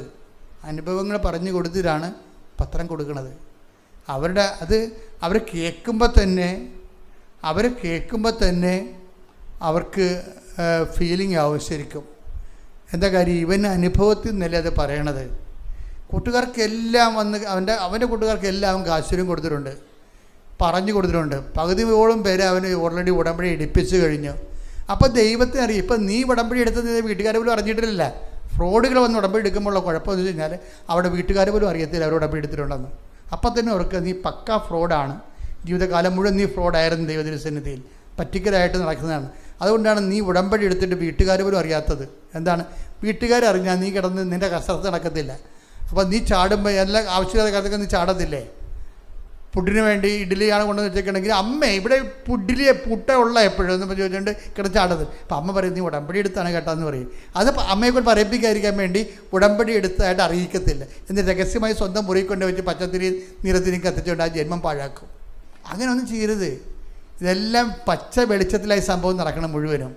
അതുകൊണ്ട് നീ എപ്പോഴും നീ ഉടമ്പടി എടുത്തത് 10 മനുഷ്യർ അറിയിക്കുകയും ചെയ്യണം. അപ്പോഴെന്ത് ദൈവത്തെ മനസ്സിലാവും, നീ ഒരു വാല്യുബിൾ പേഴ്സണാണ്, നിന്നെ ഇങ്ങനെ അവോയ്ഡ് ചെയ്യാൻ പറ്റത്തില്ലെന്ന്. ഏറ്റവും പ്രധാനപ്പെട്ട കാര്യം, ദൈവം അങ്ങനെ ആരെയും അവോയ്ഡ് ചെയ്യത്തില്ല. പക്ഷേ നമ്മൾ ദൈവത്തെ അവോയ്ഡ് ചെയ്യും. അങ്ങനെയാണ് ദൈവം നമ്മൾ അവോയ്ഡ് ചെയ്ത പോലെ നമുക്ക് തോന്നുന്നത്. You got the point. ദൈവത്തിൻ്റെ നയപരിപാടികളിൽ ദൈവം ആരെയും അവോയ്ഡ് ചെയ്യത്തില്ല. I will not disown you at any cost. അതല്ലേ take the word of God. ശ്രുതികട ഹല്ലേലൂയ. എബ്രായർ 13:5 ഞാൻ നിന്നെ ഒരു വിധത്തിലും ഒരു കാരണവശാലും അവഗണിക്കുകയോ ഉപേക്ഷിക്കുകയോ ഇല്ല എന്ന് അവിടുന്ന് പറഞ്ഞിട്ടുണ്ടല്ലോ. ഇതാണ് ദൈവത്തിന്റെ പോളിസി, നയപരിപാടി. ഇതാണ് ഞാൻ നിന്നെ ഒരു കാരണവശാലും, നീ 2 കെട്ടിയതാണെന്നാ, നിന്റെ ഭർത്താവ് ഇപ്പോൾ ജീവിച്ചിരിപ്പുണ്ട്, നീക്കൊന്നും ദൈവം നിൻ്റെ ഒരു സങ്കടത്തിൻ്റെ സമയത്ത് ഇത് കണക്കിലെടുക്കത്തില്ല. ആത്മീയ പ്രശ്നം വരുമ്പോൾ, നിത്യതയെ വിഷയം ബാധിക്കുമ്പോഴാണ് നിനക്കിതൊക്കെ കടമായി മാറണത്. ഇപ്പോൾ ചില ആൾക്കാരില്ലേ, ഇപ്പോൾ ക്രിസ്ത്യൻസ് അല്ലാത്ത ചില ആൾക്കാർ, ഒരു ഭർത്താവ് അവർ ജീവിച്ചിരിപ്പുണ്ട്, ഒരു കാര്യമില്ല, നേരത്തെ ലൈനടിച്ച പാർട്ടി വഴി ചിലപ്പോൾ ഒളിച്ചോടിപ്പോയായിരിക്കും. പക്ഷേ ഒരു കണ്ണുനീര് നിനക്ക് വന്നാൽ നിന്നെ തൽക്കാലത്തേക്ക് ദൈവം സെറ്റ് ചെയ്യും. പക്ഷേ സുവിശേഷവിധമായിട്ട് നിങ്ങൾക്ക് ജീവിക്കാൻ പറ്റത്തില്ല. സുവിശേഷവിധമായിട്ട് ജീവിക്കണമെന്നുണ്ടെങ്കിൽ അതെല്ലാം റെക്ടിഫൈ ചെയ്യണം. ജീവിക്കാൻ പറ്റത്തില്ല. പക്ഷേ ആ ഒരു കാരണവും പറഞ്ഞ് നിന്നെ ഈ രോഗം കർത്താവ് സുഖപ്പെടുത്താതിരിക്കത്തില്ല. ഈ അടുത്ത പോയിന്റ്, നീ രോഗം സുഖപ്പെട്ടെന്നും പറഞ്ഞ് നിൻ്റെ പാപത്തിൻ്റെ ലൈസൻസും അല്ലത്. ഇപ്പം ചെറിയ പറഞ്ഞില്ലേ, ഞാൻ പ്രാർത്ഥിച്ച് കർത്താവ് എന്നെ സുഖപ്പെടുത്തി, ഇതപ്പോൾ ഞാൻ കുറേ പാപമൊക്കെ ചെയ്ത് അത് കർത്താവ് കണ്ടില്ലെന്ന് വെക്കുക. ഇല്ലല്ല, അതെല്ലാം അവസാനം വരുമ്പോൾ ഇതെല്ലാം അവസാനത്തെ കണക്കായില്ലല്ല. ഇപ്പം ഈ ഭൗതിക ആനുകൂല്യങ്ങളൊക്കെ നേടിയെടുക്കണതിനെ കർത്താവ് അതാണ് ഞാൻ നിന്നെ ഒരു കാരണവശാലും അവഗണിക്കത്തില്ലെന്ന് പറഞ്ഞാൽ അവഗണിക്കത്തില്ല ഒരു കാരണവശാലും. അപ്പോൾ ഇപ്പോഴേ ഈ ഭൗതിക കാര്യങ്ങൾക്ക് ജോലി കിട്ടുന്നതിനൊന്നും നിൻ്റെ പാപാവസ്ഥ ഒന്നും കാര്യമല്ല. നീ ഭക്ഷണം കഴിച്ച് ജീവിക്കാൻ വേണ്ടിയുള്ള ഒരു സംവിധാനമല്ലേ. അപ്പോൾ നിനക്ക് ദൈവമേ ഞാനൊരു സമയം കിട്ടുമ്പോൾ റെക്ടിഫൈ ചെയ്തോളാം, നേരെ ചെറിയ ഞാൻ ജീവിച്ചോളാം, എന്നെ സഹായിക്കണം ഇപ്പം എന്ന് പറഞ്ഞാൽ എന്താ വചനം? ഞാൻ ഒരു കാരണവശാലും നിന്നെ അവഗണിക്കത്തില്ല എന്നാണ്. പക്ഷേ ഇവിടുത്തെ പ്രശ്നം എന്താണ് മക്കളെ? ദൈവം നമ്മളെ അവഗണിക്കണില്ലാത്തതല്ല പ്രശ്നം. നമ്മൾ ദൈവത്തെ അവഗണിക്കുന്നത് കാരണം ദൈവം അവഗണിച്ചതുപോലെ നമുക്ക് ഫീൽ ചെയ്യുന്നു. That's a point. U got the point. പിടിക്കുക. നമ്മൾ ദൈവത്തെ അവഗണിക്കും. എങ്ങനെയാണ് കാര്യം? ദൈവത്തെ പ്രഖ്യാപിക്കേണ്ട സമയത്ത് പ്രഖ്യാപിക്കത്തില്ല. അതാണ് വിഷയം. ഇപ്പോൾ ഒരു ചേച്ചി ഞാൻ എപ്പോഴും പറയും, അവരവിടെ അമ്മ മരിച്ചിട്ട് അവർ ഗൾഫിൽ നിന്ന് മസ്കറ്റിൽ നിന്ന് വന്നതാണ് നെടുമ്പാശ്ശേരിയിൽ നിന്ന് പുറത്തിറങ്ങി കഴിഞ്ഞപ്പോൾ ആദ്യം ചെയ്തത് എന്താ? 5:30 മണിയായി. ബാഗിൽ നിന്ന് പ്രത്യക്ഷിയുടെ തിഥിയെടുത്ത് കത്തിച്ചിട്ട് പ്രത്യക്ഷിക പ്രാർത്ഥന ചൊല്ലി. എന്നാൽ അമ്മ മരിച്ചിട്ട് വന്നിരിക്കുന്നതാണ്. അയ്യോ അമ്മ മരിച്ചതാണല്ല, ഈ പബ്ലിക്കായിട്ട് ഇങ്ങനെ പ്രാർത്ഥിക്കുന്നത് ശരിയാണോ? അങ്ങനെയൊന്നുമല്ല. ഒരു കാരണവശാലും ഞാൻ നിന്നെ അവഗണിക്കത്തില്ലെന്ന് പറയുമ്പോൾ നമ്മൾക്കും അതൊരു ബൈൻഡിങ് ആയിട്ട് വരികയാണ്. ഓപ്പോസിറ്റ് ബൈൻഡിങ് വരും. ഒരു കാരണവശാലും ദൈവം നിന്നെ അവഗണിക്കത്തില്ലെങ്കിൽ നീ എന്ത് ചെയ്യണം? നീയും ഒരു കാരണവശാലും ദൈവത്തെ അവഗണിക്കരുത്. That's a point. അത് സീരിയസ് വിഷയമാണ് മക്കളെ. ഇതൊക്കെ പെട്ടെന്ന് ഈ ഉടമ്പടിയിലൊരു ടൈപ്പ് ഉണ്ടാകാൻ വേണ്ടിയാണ് ഞാൻ ഇത് കർത്താവ് ഇതൊക്കെ വെളിപ്പെടുത്തുന്നത്. ദൈവത്തിൻ്റെ നിലപാടിൽ ഒരു കാരണവശാലും അവിടെ നമ്മളെ അവഗണിക്കത്തില്ല. ഒരു കാരണവശാലും അവഗണിക്കത്തില്ലെങ്കിൽ നമ്മളും അതുപോലെ ആയിരിക്കണം. കാര്യം ഈ മ്യൂച്വൽ ബൈൻഡിങ് ആണ് കർത്താവിൻ്റെ നിയമങ്ങളെല്ലാം. അത് മനസ്സിലായില്ലേ? മ്യൂച്വൽ ബൈൻഡിങ് പരസ്പരം ബാധ്യതയുള്ളതായിട്ടാണ് വചനത്തിൻ്റെ ഒരു സ്ട്രക്ചർ. അതാണ് പരസ്പരം ബാധ്യതകളെയാണ്. ഇപ്പോൾ ഉദാഹരണം, ഇപ്പോൾ നിങ്ങൾ എന്നെ ഗുരുവെന്നും നാഥനെന്നും വിളിക്കുന്നു, ഗുരുവെന്നും കർത്താവെന്നും വിളിക്കുന്നു അല്ലേ? അത് ശരിതാണ്. ഞാൻ നിങ്ങളുടെ ഗുരുവും കർത്താവുമാണ്. നിങ്ങളുടെ ഗുരുവും കർത്താവുമായി ഞാൻ നിങ്ങളുടെ പാദങ്ങൾ കഴിയുമെങ്കിൽ നിങ്ങൾ take the bed of God, പരസ്പരം പാദങ്ങൾ. അത് മ്യൂച്വൽ ബൈൻഡിങ് ആണ് കർത്താവിൻ്റെ നിയമങ്ങൾ. ഇപ്പൊ കർത്താവ് ഞാൻ take the bed of God. ശ്രദ്ധിക്കട്ടെ. ഹല്ലേലൂയ. യോഹന്നാൻ 13:14. യോഹന്നാൻ 13:14. നിങ്ങളുടെ കർത്താവും ഗുരുവുമായ ഞാൻ നിങ്ങളുടെ പാദങ്ങൾ കഴുകിയെങ്കിൽ നിങ്ങളും പരസ്പരം പാദങ്ങൾ കഴുകണം. ഇതാണ് മ്യൂച്വൽ ബൈൻഡിങ് എന്ന് പറയുന്നത്. ഇപ്പൊ കർത്താവ് എന്താ പറയുന്നത്? ഞാൻ ഒരു കാരണവശാലും നിങ്ങളെ 13:5 അവഗണിക്കത്തില്ല. അത് കാരണം നിങ്ങളും ഒരു കാരണവശാലും എന്നെയും അവഗണിക്കരുത്. ഇപ്പോഴത്തെ പോയിന്റ് മുട്ടേ നിൽക്കുക. കണ്ണടച്ച് കൈകൾ കൂപ്പി സഭാപനാശീർവാദം സ്വീകരിക്കാം. കർത്താവേ, ഞങ്ങളോട് നീ എന്തെല്ലാം ദൈവികമായ രഹസ്യങ്ങൾ വെളിപ്പെടുത്തി, എല്ലാത്തിനും നന്ദി പറയുന്നു. അങ്ങയുടെ മക്കൾ കൊതിയോടെയും സ്നേഹത്തോടെയും അങ്ങയുടെ തിരുസന്നിധിയിൽ നിന്ന് അതിനെല്ലാം സ്തോത്രം ചെയ്യുന്നു. കർത്താവേ, നിന്റെ തിരുമുറിവാർന്ന വലതുകരം അങ്ങയുടെ മക്കളുടെ ശിരസിൽ വെക്കണം. മക്കളെ, വ്യക്തിപരമായ ആവശ്യങ്ങൾക്ക് വേണ്ടി മൗനമായി പ്രാർത്ഥിക്കേണ്ട സമയമാണിത്. ഇപ്പോൾ ആശീർവാദത്തിൻ്റെ സമയമാണ്. കർത്താവ് നിന്റെ വിശുദ്ധ പൗരോഹിത്യത്തെ മഹത്വപ്പെടുത്തണം. കർത്താവിൽ സഭയിലുള്ള സാന്നിധ്യം പ്രകടമാക്കണം. അടിപ്പഴ പോലെ വൈദാഘാതം പോലെ ദൈവികമായ ശക്തി അങ്ങയുടെ മക്കളുടെ മേൽ തളിക്കണമെന്ന് പ്രാർത്ഥിക്കുന്നു. മാരക രോഗങ്ങൾ, തീരാവ്യാധികൾ, ജീവദുരിതങ്ങൾ, വഴിമുട്ടി ഗതിമുട്ടി നിൽക്കുന്ന മക്കൾക്കെല്ലാം പുതിയ വാതിൽ തുറക്കട്ടെ. കർത്താവ്, നീയാകുന്ന വഴി, നീയാകുന്ന വാതിൽ, നിന്റെ വാതിൽ ഞങ്ങളുടെ മുമ്പിൽ യേശുവിന്റെ നാമം തുറക്കട്ടെ. ശ്രുതിക്കട്ടെ. ഹല്ലേലൂയ, ഹല്ലേലൂയ, ഹല്ലേലൂയ, ഹല്ലേലൂയ, ഹല്ലേലൂയ. മഹത്വം, മഹത്വം, ആരാധന, ആരാധന. ഹല്ലേലൂയ, ഹല്ലേലൂയ, ആരാധന, ആരാധന. മഹത്വം, മഹത്വം, ആരാധന, ഹല്ലേലൂയ, ഹല്ലേലൂയ, ഹല്ലേലൂയ, ഹല്ലേലൂയ, ഹല്ലേലൂയ. മഹത്വം മഹത്വം ആരാധന ആരാധന ആരാധന ആരാധന ആരാധന. ഹല്ലേലൂയ.